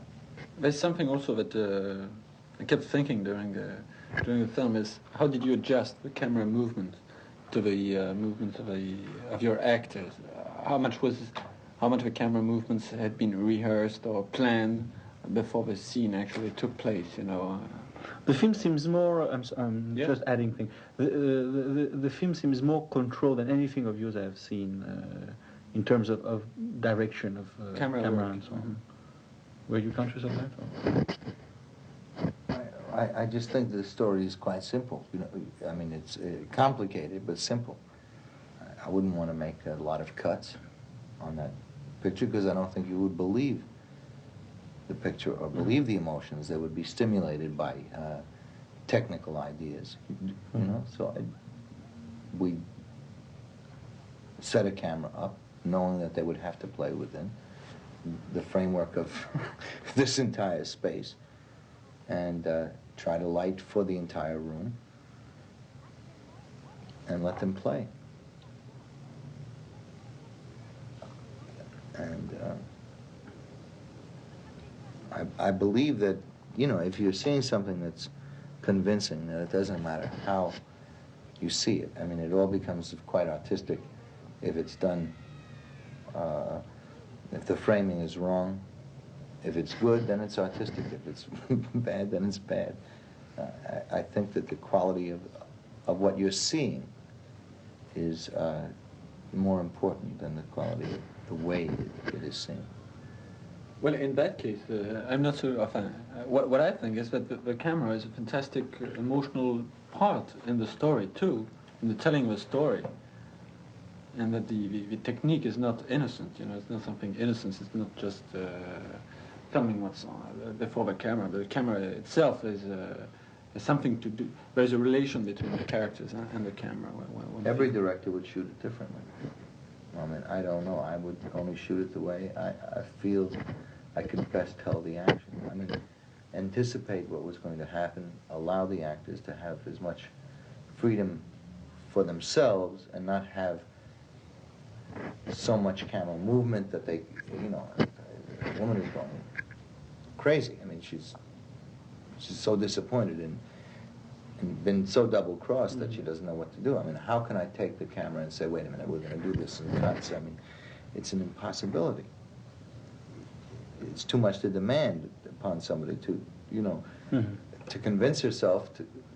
How can she convince herself? She can only convince herself through either one or two things, through repetition, which gets dreary. The crew itself becomes her audience, you know, or his audience. If the crew is bored, then the actor feels that they're not doing well. It has nothing to do with me or what I feel. It's a setting up of circumstances. So I try to make everything happen quickly. You know? All right, so I know I have to be in to see something of the actors. Shoot with long lenses, pick a house that's long in advance, that has space and depth that doesn't squash everything. And everything was shot with either 3-inch lenses or wide-angle lenses that were put down so that they would seem that they were all the same quality, so it wouldn't be disturbing. Whether it was good or bad, it doesn't really make any difference. As long as it is capturing the action. But it's interesting that Bergman shooting scenes of a married life resorted to a very simple type of camera style, whereas in most of his other pictures he's much more elaborate in terms of artistic framing and so on. How do you think of the Bergman movie? Well, yeah, in the first place, I loathe the concept that a film is made by framing or camera or anything. Don't believe it, and never have. I've never seen a good scene that wasn't exactly right. Any camera angle you have, every camera angle you have, I see shoot maybe 3, 4, 5 angles sometimes, 7, 10. They're all good if the scene is good. They all stink if the scene is bad. They're all terrible. I mean, so maybe I'm just not educated as to what it is. Obviously, to me, if something is psychological, you must see it happen. You must see it closely. If something is action, it doesn't really matter one way or the other. And if you get too tight during that time, you will miss the action unless it's psychological action. I really feel it's lighting, it's comfort of the home, it's being able to convince the audience as well as yourself that this is really happening. You know, I don't know that I've seen many pictures that are just terrible, that have brilliant technical approach.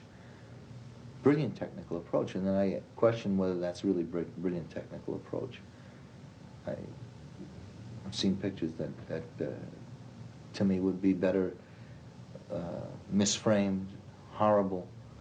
But this one I think is beautiful technically, because you're dealing with moods again, very tiny changing moods, and cinema is a big machinery, very heavy one.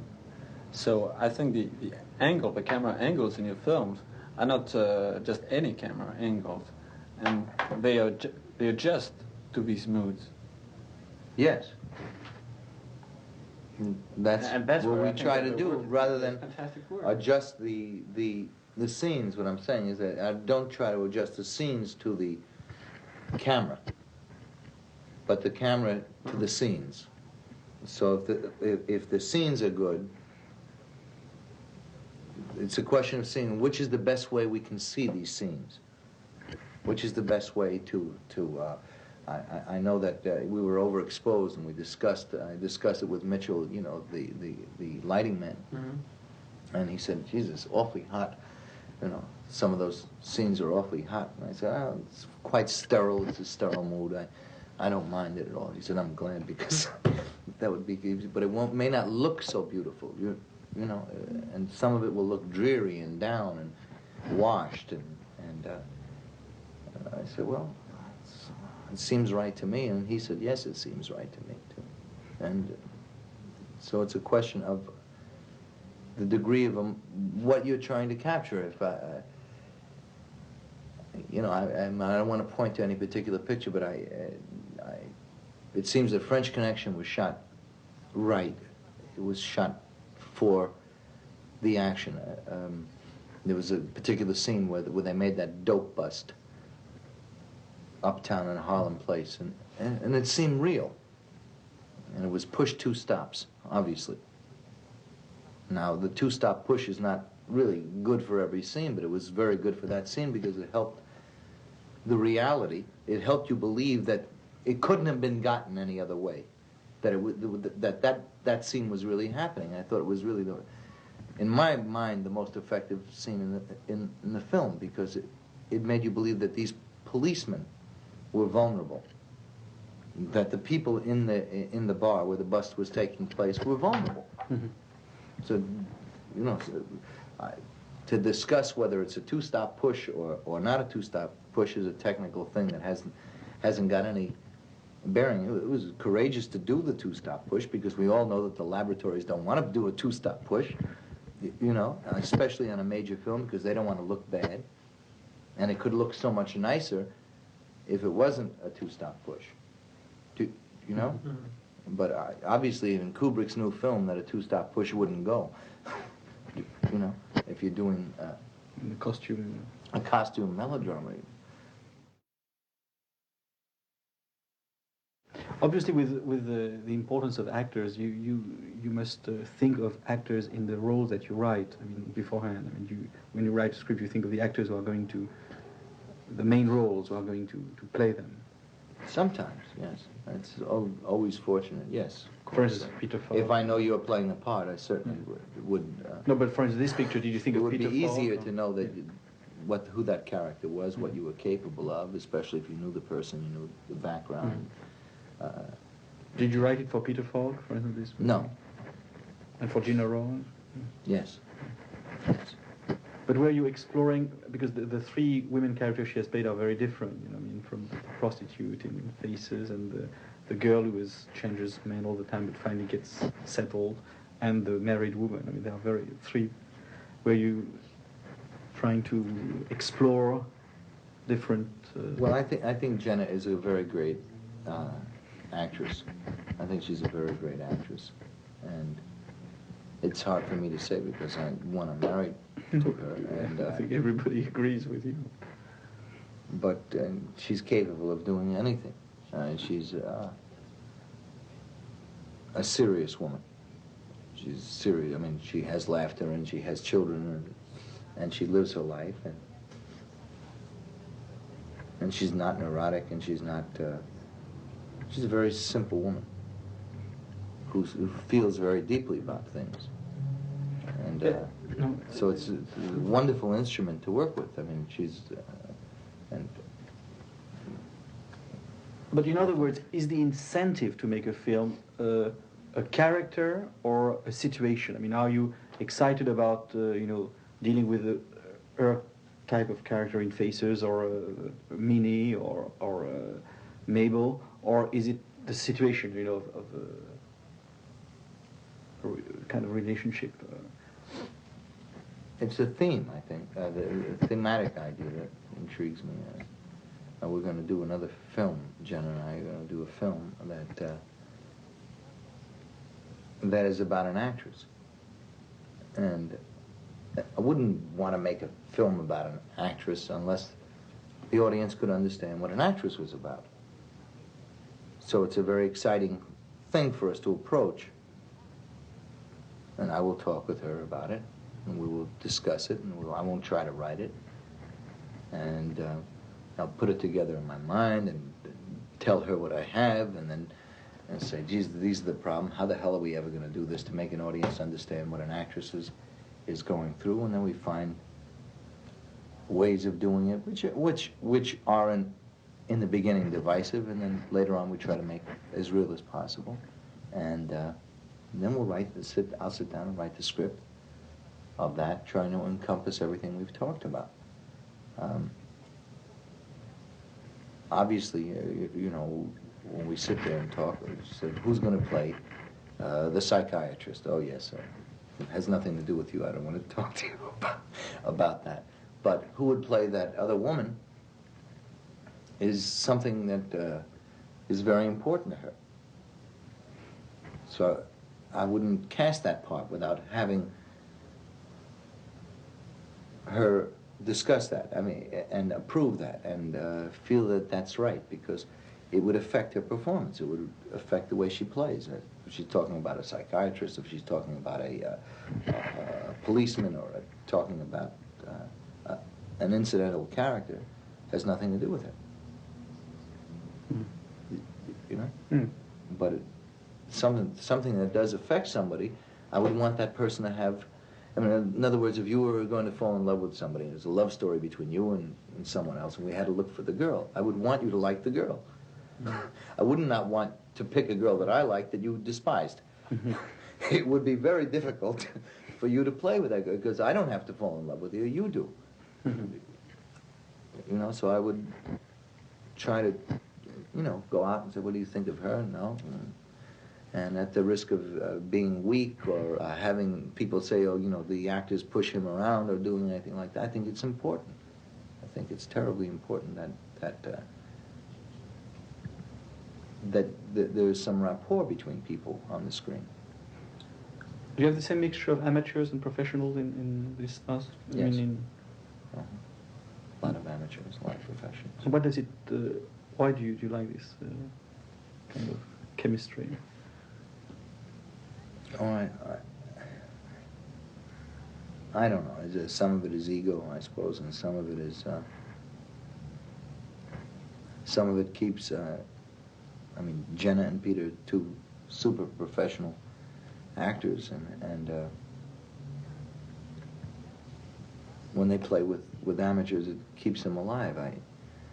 You know, the professional actor has a tendency to disregard life a lot of times, and to consider their problems contain everything, you know, and sometimes it doesn't work that way. And in a more professional atmosphere, an actor will come in that has a small part, and it's just done for the convenience of the starring characters. And I don't like that, because it seems to me that the central characters are losing because they don't consider some minor character. So by using amateurs in that thing, and the amateur will come in, or the amateur will be a little nervous, or will say anything, or will look for more attention than the professional actor will. You know, but when that amateur gets it, they have such total belief that suddenly the professional actor sits up and says, wait a minute, I have to work like a son of a bitch to get this, and it's no longer a question of a class system. Mm-hmm. That person has a small part, person has a big part. I like to set the idea that anyone can have a big part in the film. Anyone can have you do well, you'll have a bigger part. You don't do so well, you won't have a bigger part. And sometimes it won't have anything to do with you. Sometimes it's just the continuity of the story that won't allow you to be there. But if you're good, we'll do everything we can to keep you in, and you don't have to worry about Jenna, or you don't have to worry about Peter. Go kill them. You know, and which roles are played? Which parts are played by amateurs in the last pic? I mean, in Woman.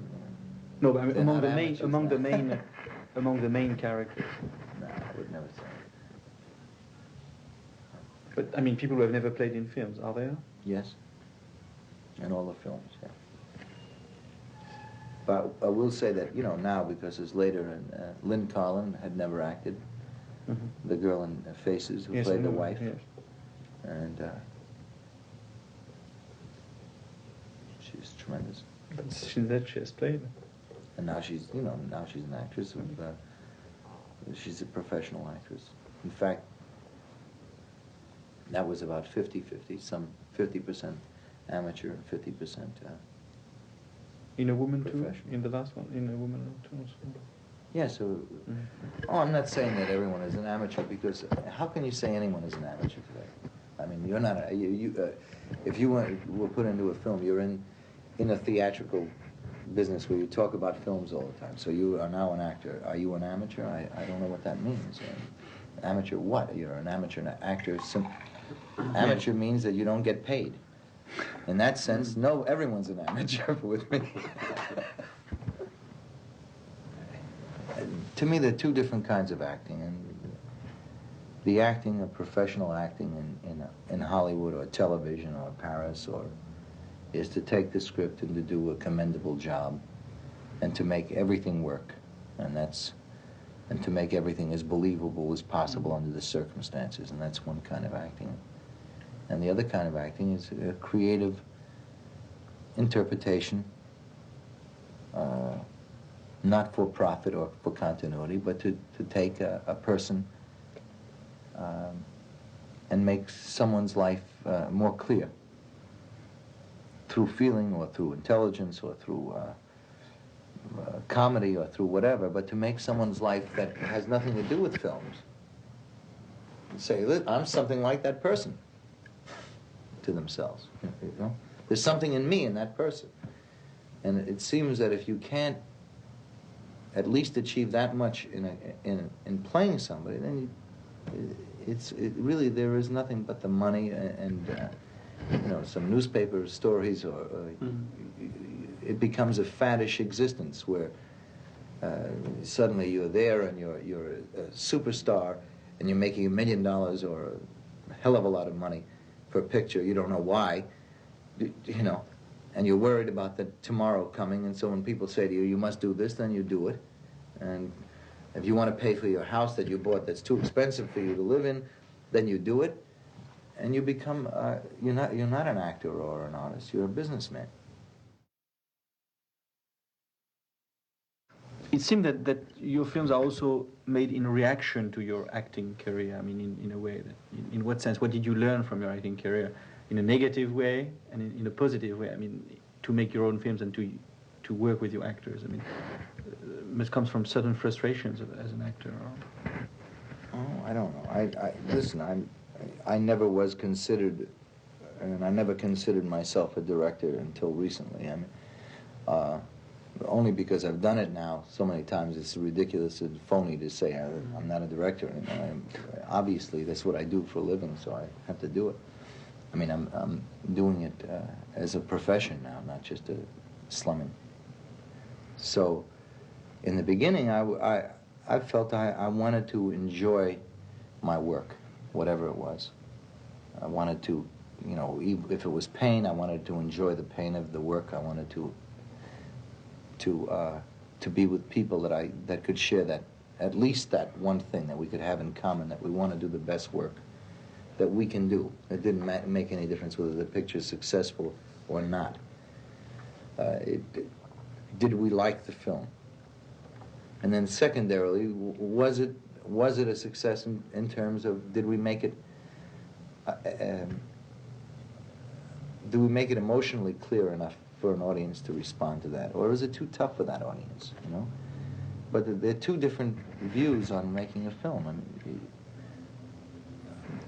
I would say that most of my fellow friends and directors in California don't share that view.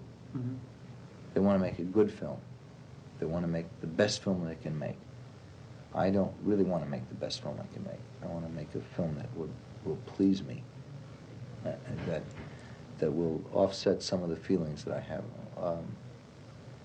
or that other people have. I want the actors to have good parts. I want people to express themselves with some dignity, even if they're making fools of themselves. I want them to. I would like to see a film with taste, rather than, I mean, even with bad taste. I want it to be acceptable, but it doesn't make me cringe. And this is a very tough film, A Woman. Mm-hmm. It's a very tough film. It's not an easy film to see. But I don't feel it's a film that doesn't have human taste. It's something that even if you don't understand it, you know it. You know, everyone will have a different opinion of this film. I know that. Mm-hmm. I know that because we had it open in America, and each person that comes to me says it's about something else. You know, mm-hmm. And but I really feel that everybody is basically associating their life in one way or the other with a film, because it's not a painful film in terms of destruction or anything, you know, or violence. I mean, the degree of violence is minimal compared to any other film, and yet you do feel pain from that film. So it must be that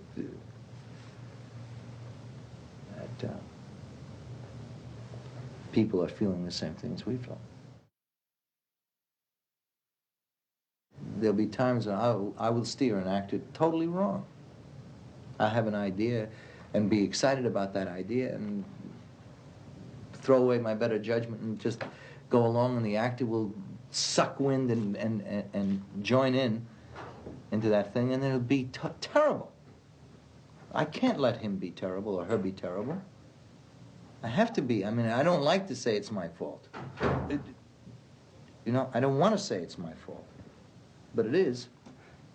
And I can't let that person feel the sense of failure. I mean, doing something that I've steered them into, even though it's very easy for me to stand behind. I have 50 people in a crew or 30 people in a crew, and they're standing behind me. They always think I'm right. It's easy for me to say that goddamn actor. You know, it's easy for me to throw my eyes up in the air and look bored and act like that person can't do a good job. You know? Well, what is that?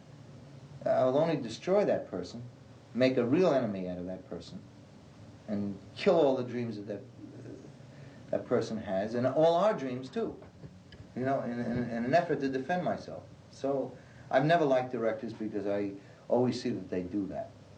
And as an actor, I never like directors because they really don't have any vision in terms of human going back and forth.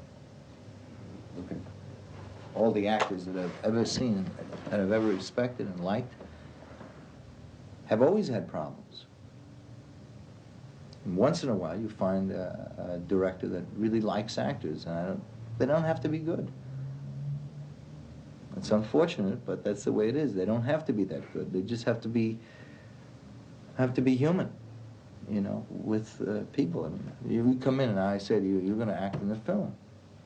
Now you're taken, I have to understand what's going to happen to you. If it's a professional film, you're going to be taken and people are going to put powder on your face and comb your hair down and put you over here, wear this jacket and the thing. By the time you walk on the stage, you don't know where the hell you are. You don't know whether to sit down, stand up, sit. All you want to know is you want to go to the director and say, what do I do? That's it. So you have that understanding. Because I know, I was there. I know that that's what's going to happen to you. That the assistant directors say, not yet, sit over there, please. Your ego is finished. You have no sense of confidence, you're going to die in the scene. You're going to start shaking and your voice is going to quiver and you're going to be terrible. So the thing to do is never to allow you to be placed in that situation if you're working. If you come in, I would never say you're going to have a wonderful time. I would kid you. I would say, you're going to act in a picture? Well, maybe you will, maybe, I don't know. Come on down tomorrow, I'll put you in the scene. Now, you could have 10 pages of dialogue, but I would never give you that dialogue, because what would you do that night? You would go crazy studying that dialogue. And you would come in today, tomorrow I am going to kill, because you would have rehearsed it. It's impossible. You would have no way of studying it. So I would talk to you, I would tell you that, you know, this is what the situation is. You think you could pretend this and that. Don't say anything. And I would try to make you my friend, not to be phony with you, but and not to try to make you comfortable, but to put you on a level of a great actor, where you have to talk back and forth, communicate back and forth. And then I don't want to know what you're doing. Because if I know what you're doing, how can you make believe? You show me how you drink a glass of water or take a sip of your orange. Show me how you do that. That's disgusting for any person to say that to another person. You obviously know how to take a drink of water. I mean, what the hell are we talking about here? What kind of content is that?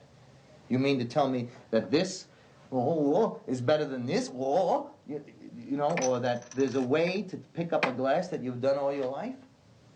You get into a thing and the camera's here now. All right. Put your hand in here, and the camera's going to go up to there. Now you're trying to, all you can think of is your hand reaching in to the camera, and am I slow enough? Yes. Am I fast enough? By the time you get here, you're saying, your daughter just died. Yeah, wonderful. Shit. Impossible to make that. Impossible to do that. So just with the understanding that there are certain human problems, and certain unimportant problems that I believe anyone can do. Anyone can drink a glass of water, sit down in a scene and be comfortable. If you don't have to do anything that you wouldn't do, you're obviously going to be better than getting up and singing and doing a song that you don't like, that you would never do in your lifetime. Retrospective, a tribute to you and to your wife, Jenna. How do you feel about all of that? Well, I feel good about that. I think that's a nice thing. I hope we don't die soon after, but it's kind of nice. I think it's nice. Does it make you feel like you're getting toward the end? Well, it did for a moment when we first heard of that, and but I guess not. It's kind of nice to see some of the work recognized and seen for whatever it is at that time that we did it. Some of the work that is now being recognized was not recognized that well at the start. Films like Husbands, which at the San Francisco Film Festival had quite a reaction, but probably not the reaction you would have liked. No, I found it very amusing, that reaction. There were about 2,000 people there, and they were mainly from University of San Francisco and from Berkeley, University of California. And when they came out there, we came right in the middle of a revolution, which was anti-middle class, and here we were doing a picture about the middle class and how important that was to our society. So it didn't go down well at that particular time, but I found it very amusing, since almost everybody that was watching the film that was antagonistic to our lifestyle came from the middle classes. Yeah, the way I heard it, you were lucky to get out alive with the audience there. I had a wonderful time. I really enjoyed it. When you make a film, you look for a response. We made a film that seemed to be quite truthful and honest, the way we felt about things, and there was a whole period of life that had been lost, and we wanted to make this film to express how people without a lot of education might feel about a death, and what they would really feel about their mortality, and how they would mess that up and still not be able to articulate it clearly. A lot of the films which you have done, you've put your heart and soul into, and they seem to be unconventional by terms of the major film companies, the Paramounts, the MGMs, Columbia. Why are you sort of a maverick? What is it that you don't like about them? What I don't like about them? Yeah. Oh, there's nothing personally I don't like about them. And I don't think there's anything personal I don't like about me. It's just our tastes differ. And I like films as an art, and they like films as a profit, and I think that's basically our difference. The rest of it is all hype. When I think back on films such as An Unmarried Woman, one of my personal favorites that you had directed and that Jenna was in. No, I didn't. Paul Mazursky. Jenna was, that was Paul Mazursky? Yeah. Oh, we did a right. picture We can called cut that out. A Woman Under the Make Influence. sure to get a cutaway shot. A Woman Under the Influence. Right. That's what I was thinking of. Sorry. Yeah. Okay. We can do a pickup now? See, I told you. Tempest, and under the circumstances, I don't want to take credit for his huge hit. Okay, when I think of some of the films which you and Jenna did together, such as Woman Under the Influence, and the way that it's such a personal character study, and some of the films that are out now, the Steven Spielberg films in particular, where the actors perhaps may be secondary. How do you feel about that? Well, I don't know. I think they're different. They're totally different. I think that E.T. and Steven's Picture is a marvelous movie, and I don't think it's not about people. I think that's why it's successful. I think it is about people. We started from the need of the autographed girl, I think, to see what need that would reflect on this actress. The idea had always been a woman sees in herself, in this young fan, everything that she was when she first entered into the profession of acting. Mm-hmm. And that's the way it started. We built off of that first encounter and the girl's consequent death, which was always in there by accident. But I suppose when you have a play like The Second Woman, which is not an original play, which is not a play, which a play that you wrote, sometimes in films about theater they use Chekhov or they use Shakespeare or whatnot. So they, of course, they have to take some scenes. But in that particular case, I suppose you had to write a complete play. I had to write a complete play, which I never did, because I hated the play so much within the play that I could never write anything in continuity with it. And you mean this play? Yeah. You hated it? Yes, I hated it because I had to take it from an actor's point of view. An actor's point of view would be that they didn't want to play in the play, and the play was not a successful play. So you don't want to take someone else's work, because then you're saying someone else's work is very bad. Yes. And it's a very dangerous thing to write a bad play. Not only dangerous, but very difficult. How can you write a bad play? Yes. So I try to stay within the theme of the woman that wrote it, the Joan Blontel character who wrote the play. Was in her late 60s, and when she wrote the play, it was her definitive work on her life, that age does get the better of you, which is a depressing play to begin with, that age gets the better of you, even though there's some truth to it, and certainly from her point of view, there was a lot of truth to it. But it's very difficult for a woman Jenna's age to play that, because her life, as she expresses in the screenplay, is not over. She is not the same age, and her problems are different. Her problems are the problems of most women that have passed that first flush, when nothing can go wrong because the pinks, they don't need rouge or anything. They can just go out and be absolutely radiant just because their skin is so new. And so when the playwright writes his play, from the performing artist's point of view, there are two problems. One, the problem of sophistication, and the other, the problem of having to be part of that audience and understanding the character in relation to that audience. And when she can do neither, because she's accused of being so close to the character that she can't even argue her point reasonably any longer. Then she begins to investigate her own situation in her life and sees a great deal of truth in the character she's playing, but it still does not alter her deep feeling that she must communicate something hopeful to an audience, otherwise they will not listen. Which is not a philosophical point of view, except for the actors, that the audience will not listen to something unless it has something for them. If it had nothing for them, they're all going to leave.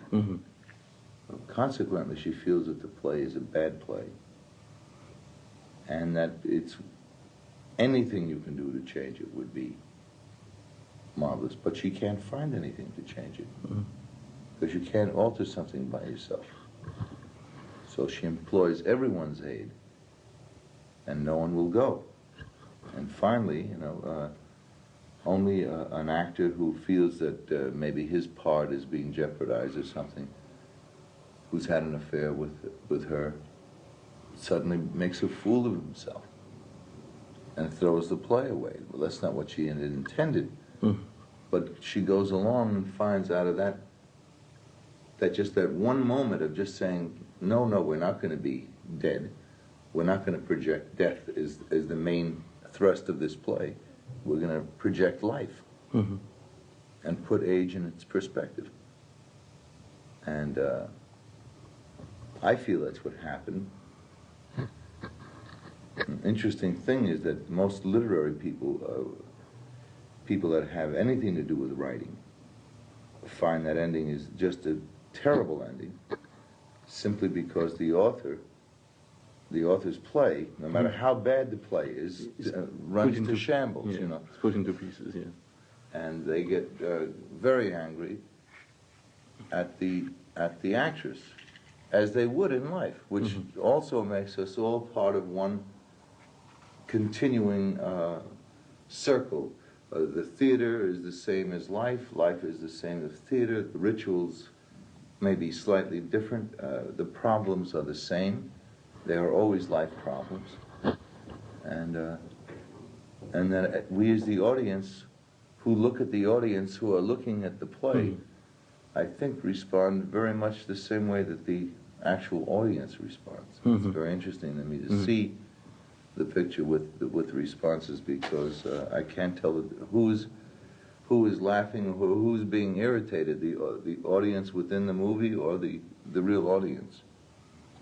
But so you wrote the complete play finally, and then you chose certain scenes. Did you finally end up by writing it complete with scenes that we don't see in the film, or did you write only the specific scenes for the film? These scenes, I mean, they were much longer, and I spent all my time in the rehearsals working with the actors on the play, writing different versions. The play was much longer and much more complete. But you say much more complete, but was it ever complete? No. No, you just wrote pieces that you needed to reveal the character. I outlined what would be, and I just didn't see that I could sit down and write it. It's just too dull to write. It would not be dull, but I'm not that Stanislavski. I wasn't in that kind of a mood of throwing myself completely into the problems of the problem of one of the characters, which would one of the problems for a writer in writing a play like that is that then you begin to make it better. You know, the play begins to be resolved, and I never wanted to go that far, so I wanted to stay just with the specific scenes, because I found myself altering the whole concept of that play and trying to find what the actress was trying to find in the play, some more hopeful situation. And as that happened, she lost her problem. There was no problem without the play being a depressing one. But what is your relation to the theater? Because did you ever act on the stage, or? Yes, I have. Yes.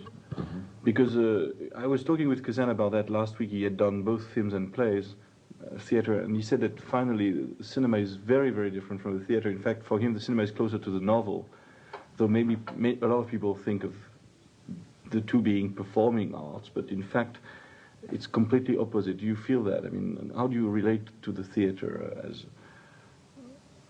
Well, maybe, I don't know what Gadge meant, but I think that what he probably meant was that the theater is a contained form in itself.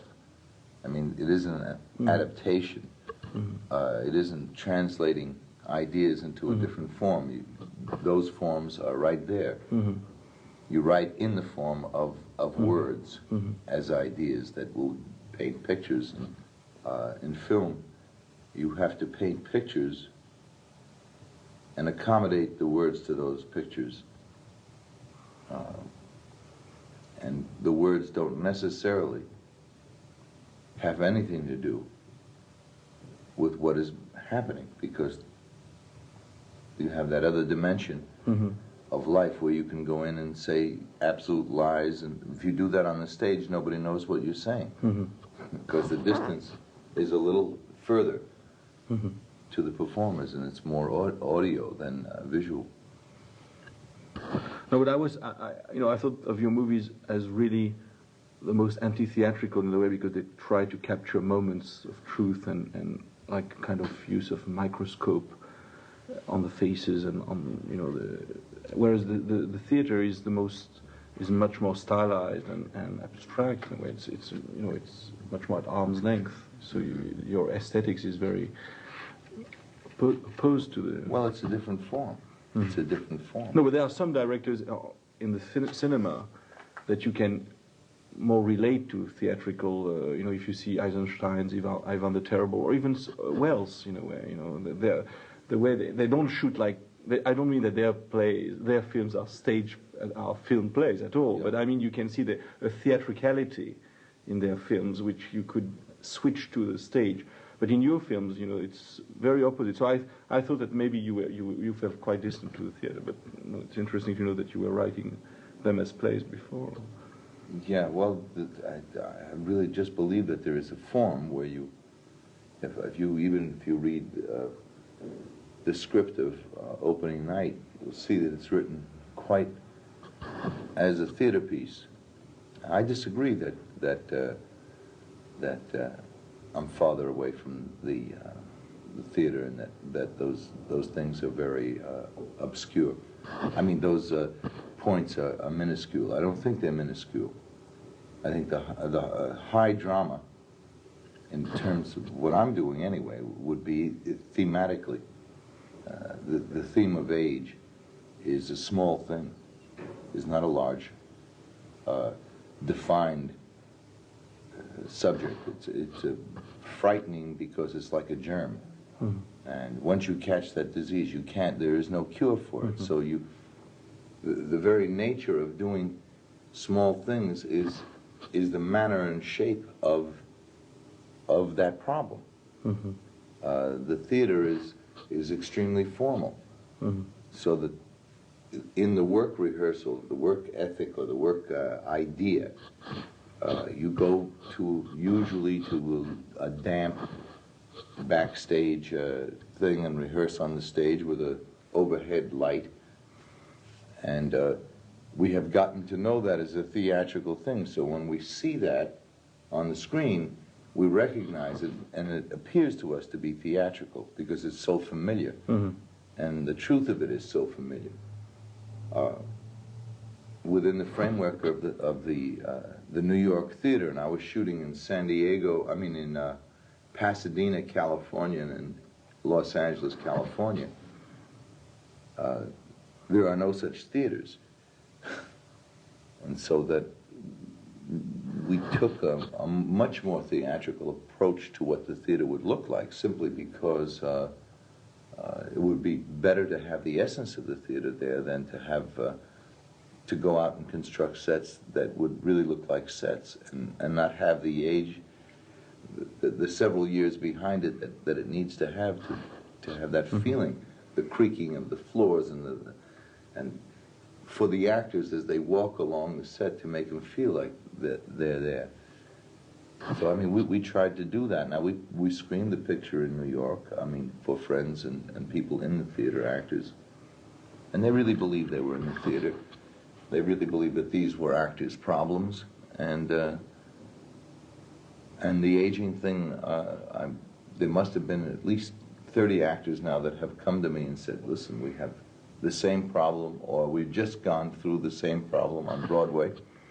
We're right in the midst of a play that the exact same thing is happening, where people are out 2 days and they're in 1 day and they can't perform because they feel inadequate and incapable of communicating with their audience or having anything of value or worth in themselves to stimulate an audience with," which to me is an age problem. It's a problem of having been there and feeling defeated already.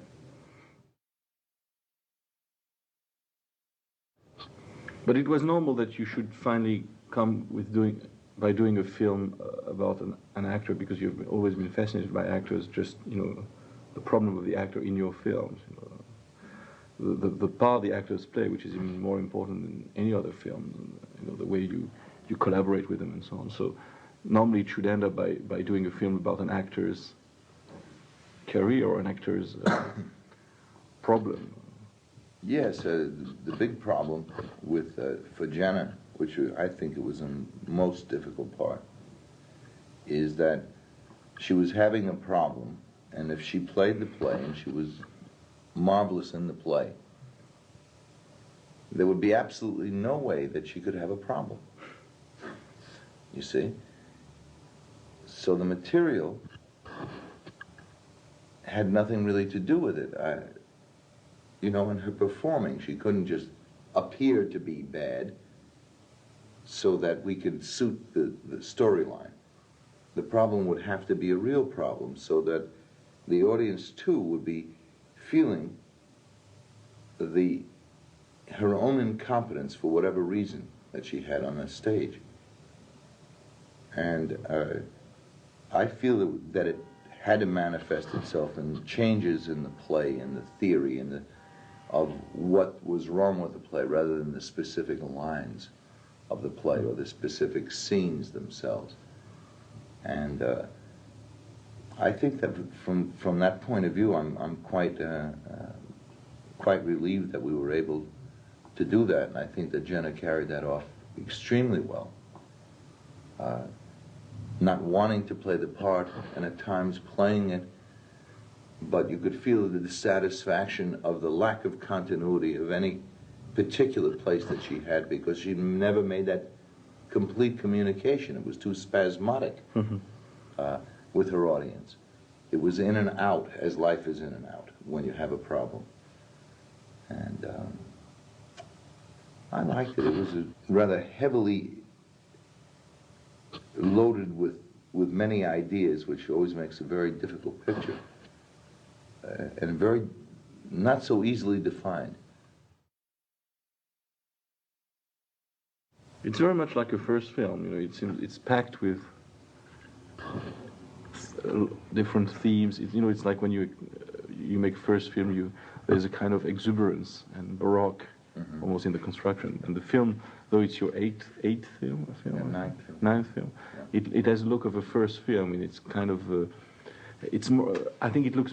I mean, there was something more in Minnie and Moscovich and Women Under the Influence. It was as if it was kind of perfection within a certain tendency. But I think this. It seems to me that Chinese Bookie and this film are kind of new departure for you, in the sense that you are using almost classical situations, classical types of subjects, like the gangster film or the play within the film, which have been done many times. And when you see Faces or when you see Women Under the Influence, it's kind of look at life without any kind of reference to a cultural, traditional Hollywood subject matter. But Chinese Bookie and this film have been done, many times. Star is Born, or all the gangster films, and all the films about acting, which are kind of. So for you, it was interesting to see your very your approach to reality, which is very different from any type of stylization and formal aspects, and dealing with this kind of subject matter, which is a kind of an archetype or something that has been done many times. Did you feel that you were going into a kind of new experience? Or Yes. Obviously, that my life in the theater up to this picture, and Jenna's life in the theater up to this picture, both of these pictures have been so deeply personal, filled with such convictions, not worked out situations that we might be very close to, but we don't really have any idea of the continuity of our lives, because they're spread out over such a long period of time. And so it was a different idea, much more, for instance, in opening night, if you notice, the actress's point of view is not her own, and yet she's got an enormous part. But it's always that we see this woman rather than we are with her. So we never use the device, which is a very simple device that every one of us use, and that is to take the performer's, the main character's point of view. Therefore, the audience begins through that architecture to empathize greatly with the character, or be against the character, whatever. But when you're just looking at a person like a stranger and not knowing them at all, it's very difficult to get behind them, because they are like a stranger. It isn't so easy when you don't see why they are doing these things and what they are doing. And now we have an actress, which is a kind of a mysterious thing, even to actors, of why they're behaving in a certain way. Why did she get drunk the night of the show? I believe that she got drunk because she couldn't go on sober. It was simple as that. I don't think that she could go on sober. Why did they let her go on the stage in such a terrible condition? It's because they want the theater more than anything else. And it has nothing to do with money or sense. Sanity. So what they did to her at the end of the play by throwing on this hopelessly drunk woman who can't even stand up, they threw her onto the stage. She did the exact same thing by trying to save herself, you know, to them, to those people that threw her out onto the stage.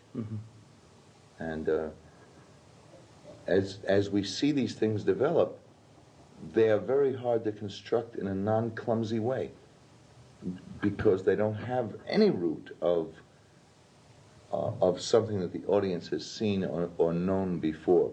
These are just absolutely new territories. It's walking out into the mud, you know. You don't know when you're going to go over your head or when you're not, or how an audience will behave. Most emotions that filmmakers do are based upon something that they already know, and that they already have seen, and that the audience already knows, and usually agrees with. You know? And when you take a subject that, one, nobody wants to talk about, two, the milieu is one which is strange and obscure to most people, except in a theatricalized form, it becomes a very difficult movie. And yet I feel that particularly the women were, I think, deeply affected by the personal problem of that actress, and by the fact that she is absolutely alone and doesn't know it, and who needs men, even though she's an independent working woman, and who fights like a demon to keep her place in Rome. But you shot with a real audience. Yes. But since you didn't have a complete play, what you had extras, and they were extras that came in the theater. Some friends of mine put out a few pamphlets and made phone calls and called up different groups and said, would they like to come and be an audience watching a play, a movie being shot, and they would be the audience in the movie. And all they would have to do was just be there. And when opening night came, they said, well, should we dress up and everything? And I said, yes, if you want to. So they all came dressed in gowns and tuxedos, and it was very interesting because it was many, many days. But they saw only small scenes, because what you were shooting... well, for instance, the last one, how long is it in the film, the last... The last scene? Yes. It was originally about 20 minutes. It was originally 20 minutes. Now it's about 7 minutes, 8 minutes. So they had time to, because it's... They had enough of the play to watch, to react, because it's very difficult to react if you have only a small bit. Yes, we talked to the audience while they were there, because it's a long day in making a film and everything. And in between the scenes, setups have to be made, so we try to prepare so we could go as quickly as possible. And there would be no rehearsal for the audience on the stage, because you bring the curtain down and they hear what's going on, and then they see it and they become too geared. Yes. So what we did is, like when Jenna and I did our scene, I just said, all right, let's try it once very straight. I went to the audience and said, we're going to do this scene now, and we want you to behave and react the way you would react. If you don't like it, then don't like it. If you do, then do, and that's the way we'll go. So we played it the first time, and it worked fairly well in a straight way. At the end of the play, they sat there, and we said, we'd like to try it one more time, and perhaps in a different way, because our story is of an actress who is totally drunk on the stage, which we didn't do that time. So that they were aware of that, and their interest peaked a little bit. And we did it again. I was terrible. I didn't know what the hell to do myself. And Jenna said, well, what do we, I said, well, we'll play it a little broad now. And then their response was fair. So then we said, all right, now this is what happens when all stops are pulled, you know, and we'll see what happens.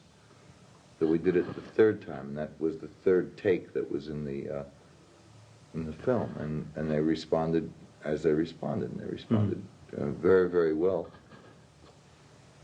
to the relationship between those two people, which had absolutely nothing to do with the play, except that there was a relationship between a man and a woman on a living level rather than a man and a woman on I don't mean to knock English movies, but an English movie. Hello, dear. How are you, dear? I'm fine. How are you? You know, we are getting older. Yes, we are.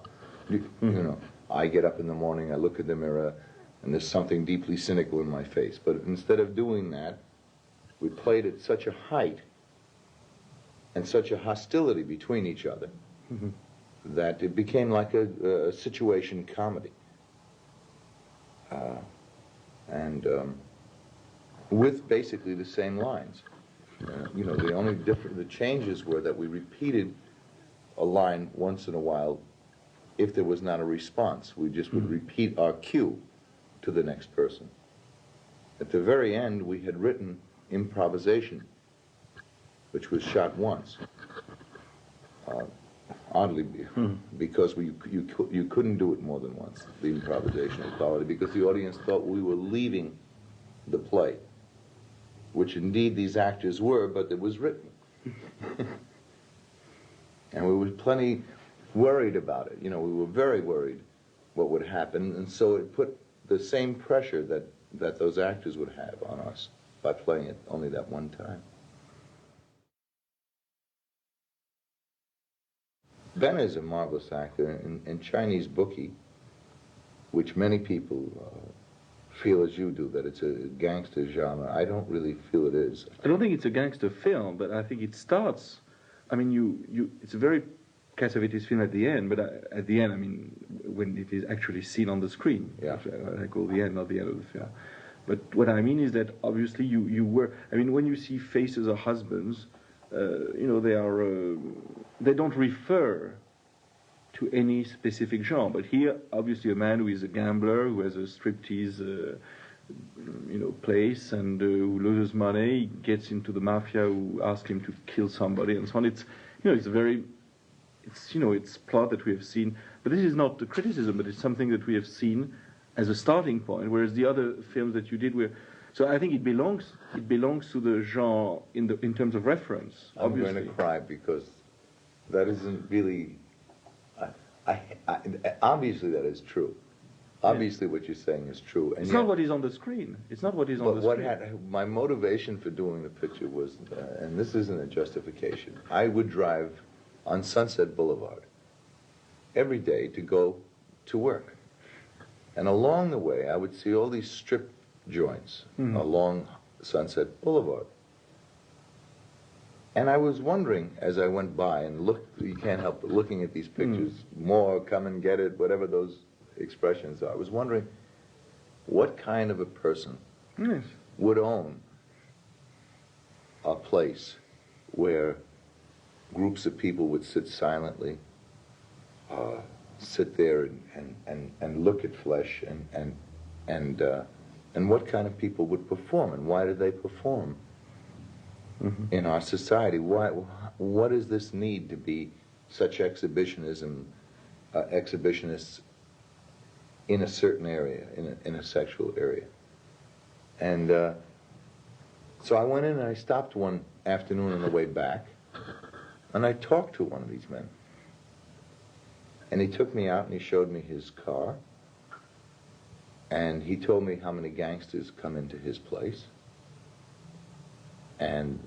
But not all the time, but he told me specifically, according to their importance, who had been in and who knew him. And he also told me that he did his own acts. He structured them, he wrote them, he had the finest girls, the most beautiful girls, and he showed me what he had built in terms of his stage, his sound system, everything. He took enormous pride in this. And I walked in there and I saw a world which was part of an American world, but maybe part of the whole world, because they have strip places everywhere. And I kind of liked that man. And he was a very conventional man. He wore a tie, special shirts made very much like gangster shirts, shoes absolutely done right. When he went out, he wore a hat, you know, looked like Humphrey Bogart. Special cigarette case, holders, fantastic. The glasses were not plastic. Everything in the place was more ornate than most restaurants or most cafes would be. So I went and we finished Woman Under the Influence, and I was going mad in distribution. You know, distributing the film, talking to theater owners and everything all day long, and it was a business life, and I got panicked.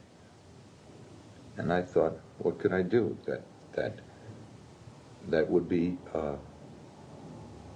easy to get on, easy to do within the area of where we are now. And I got everyone together, all the people, and I said, well, would anyone like to make a movie? We could start shooting in 2 weeks. And they said, well, what are we going to shoot? And I said, well, I'll write something as we go. We got all the people together, and I started writing this script about how these gangsters want more, and they want more, and they want more. They don't even know what they want. And that the people within that society, which I liken really to all of American life, in that no one knows what they're working for. They only know they want to do it in the right way and be good at what they're doing. But they are mindless because there is nothing to think about, because the object is making money and doing it with style. And so Chinese Bookie was, to me, not a gangster film so much as the ethic, the work ethic in our country being so that you are put in a position of doing your work without any basis of any individuality in your own life, so that you have to apply yourself to what other people want. And a nightclub owner would apply himself to what other people want. Theater people do it, television people do it, everybody in our world, people that sell gas or they... You only exist for others. Yes. And there's nothing of yourself. So the society we live in is an anti-art society in that it is conforming to one point of view. And that point of view is what must be done in the manner that it must be done. So this man, when he loses $25,000 in a cheap set-up card game, he thanks everyone because he doesn't want to be the kind of person that would exhibit the wrong kind of emotions. And he shakes their hands. And he says goodbye, and it's all done extremely formally. But it could have been a comedy. That situation to me is so true that it could have been a comedy had Ben gone over and said, thank you very much in a certain way and done it broader. You know, the whole picture would have taken on, he would have become an anti-hero then, which in that sense would have been a hero. But instead he played it with the talent that he has as a good actor, trying to understand that situation. And many people would not want to see innocence being crushed and somebody that's trying in their life being destroyed. In my opinion, and the opinion of Ben and everyone else who worked within the framework of that picture, it's a very necessary picture for people to see, because it shows you that even if you do the right thing, you may not be starting out in a direction that has any validity. You know, I do, you know, it's like saying I will kill people, but I will kill people very nicely. And then you're upset because somebody punishes you for killing them nicely, and I think that that's our age today. It's very pertinent to what is going on, particularly with young people. They are idealistic in their approach to their own violence and their own peculiar withdrawals, and they use life as its example, and life is not particularly a good example as politically or economically. It's not a good example of how to live your life, in my opinion. Anyway. No, but I mean, I don't want you to misunderstand me. I didn't mean that the film, as I see it, is a gangster film. I mean, I agree. I mean, what you said about the character and the poetry of the film and the night atmosphere and the loneliness and so on is obviously what is important in the film. It's not the plot. But what I was saying is that you were using the plot and the devices of the gangster film starting, you know, in the same way as in opening night you use the relationship of the theater and the film, which has been done also many times. The result is completely yours, and it has nothing to do with the starting point. But yes, still, I think I'm a little sensitive about that. No, but it's a starting point. Whereas in the starting point in your other films was no reference. I don't say it against or for. It's just Well, in America, you see, we opened the picture in Los Angeles and New York, and the people flocked to go to see the film. And they which one? The Chinese Bookie. Chinese Bookie. And they really went in en masse, and we got absolutely killed by the critics. Killed. No, what you said about the striptease owner, joint owner, doing what people expect him to do and so on, living for others. That's raises the question of your position in Hollywood, because I've as a filmmaker, because I find between you and me, I mean, I even wrote it in Herald Tribune. I had an interview with Mary Bloom 2 weeks ago. I said that about new American films in the last 3 or 4 years. I find that the movies tend to be very impersonal. I mean, which I never felt as much about Hollywood. I mean, I thought in the early 70s with people like Altman, like Boorman, like Schatzberg, like Bob Rafelson, not to speak of you, of course, but they were really independent artists who were really putting their personal problems, their feelings on the screen, in whatever way. But I found in the recent films kind of technical achievements and very little content. I mean, very little feeling. Do you feel this yourself as trying to create in this context? And talking with other directors, their views all seem to be that we'll be creative within the advisability of the subjects given to us by the major companies or by the money. I mean, we all know that the tax shelters make terrible movies, because their whole basis is the money, absolutely as a device to get rid of or to take an advantage through money. We also know that the major companies are going to make hundreds of millions of dollars with a movie, and they will not tolerate somebody departing and taking a gamble at that kind of money. So that experimentation, that the artist is paid for his skill, not for the mind or the feeling. And within that, the Spielbergs and the Lucases and the other people find everybody, the Altmans, everybody begins to work in this paranoid atmosphere of trying to get in to their films, points, ideas, but it isn't the overall film. But the threat of never making another film unless we conform is terrible. And what has happened is the critics and the festivals have always been the only weapon of creative people. It's the only weapon for a young filmmaker coming up. He will never get to make a film if it isn't for the critic and for the festivals. And even for older filmmakers like you, I mean, independent filmmakers, it's help. Yes, and now I think that the best thing that a young filmmaker can do is to beat an older filmmaker and a more established filmmaker, such as myself. I would love to go into a festival and have, but I want it to be competitive because that's the only real opportunity for a young filmmaker is to win. I feel terrible because I'm in a position at 48 years old of being a revolutionary. And I don't feel very revolutionary.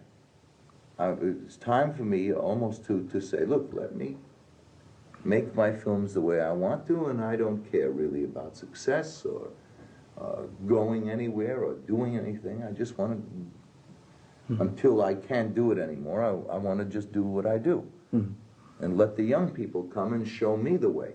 You know, to be in a position of having to constantly not fight a creative battle, but go out and fight a commercial battle is terrible. And every young filmmaker is a closet communist. You know, they only come out when the money is there. You know, you offer a young filmmaker a job with Universal Pictures and they will jump up and down and say, I made money. I get a job offered to me with those major companies and I feel depressed. And it's not that I don't want the money. I want the money. That's why I feel depressed that I can't take it. You know, but if at 18 or 20 or 25, somebody is already saying, "Bail me out, save me," what chance do they have to make something of any kind of worth and value? I think that all of us are, in a sense, excited, like a monk in a monastery would be excited over life, over finding some point in life, and then add wings to the monk and allow him to take on these challenges and create a different world, to actually have the capacity to create that different world is a fantastic excitement. It's sexual almost. It's certainly a substitute for living, but it's better than living. And when people begin to say, okay, we can make money on that aspect because these people will work harder at what they're doing than anyone else in the world, and other people are interested in what they're doing, and they will pay, then we must protect, somebody must protect that and not make it just a whore's game. You know, and we can say it's not, but it is. It's for me and it's for everyone else. I'm not making myself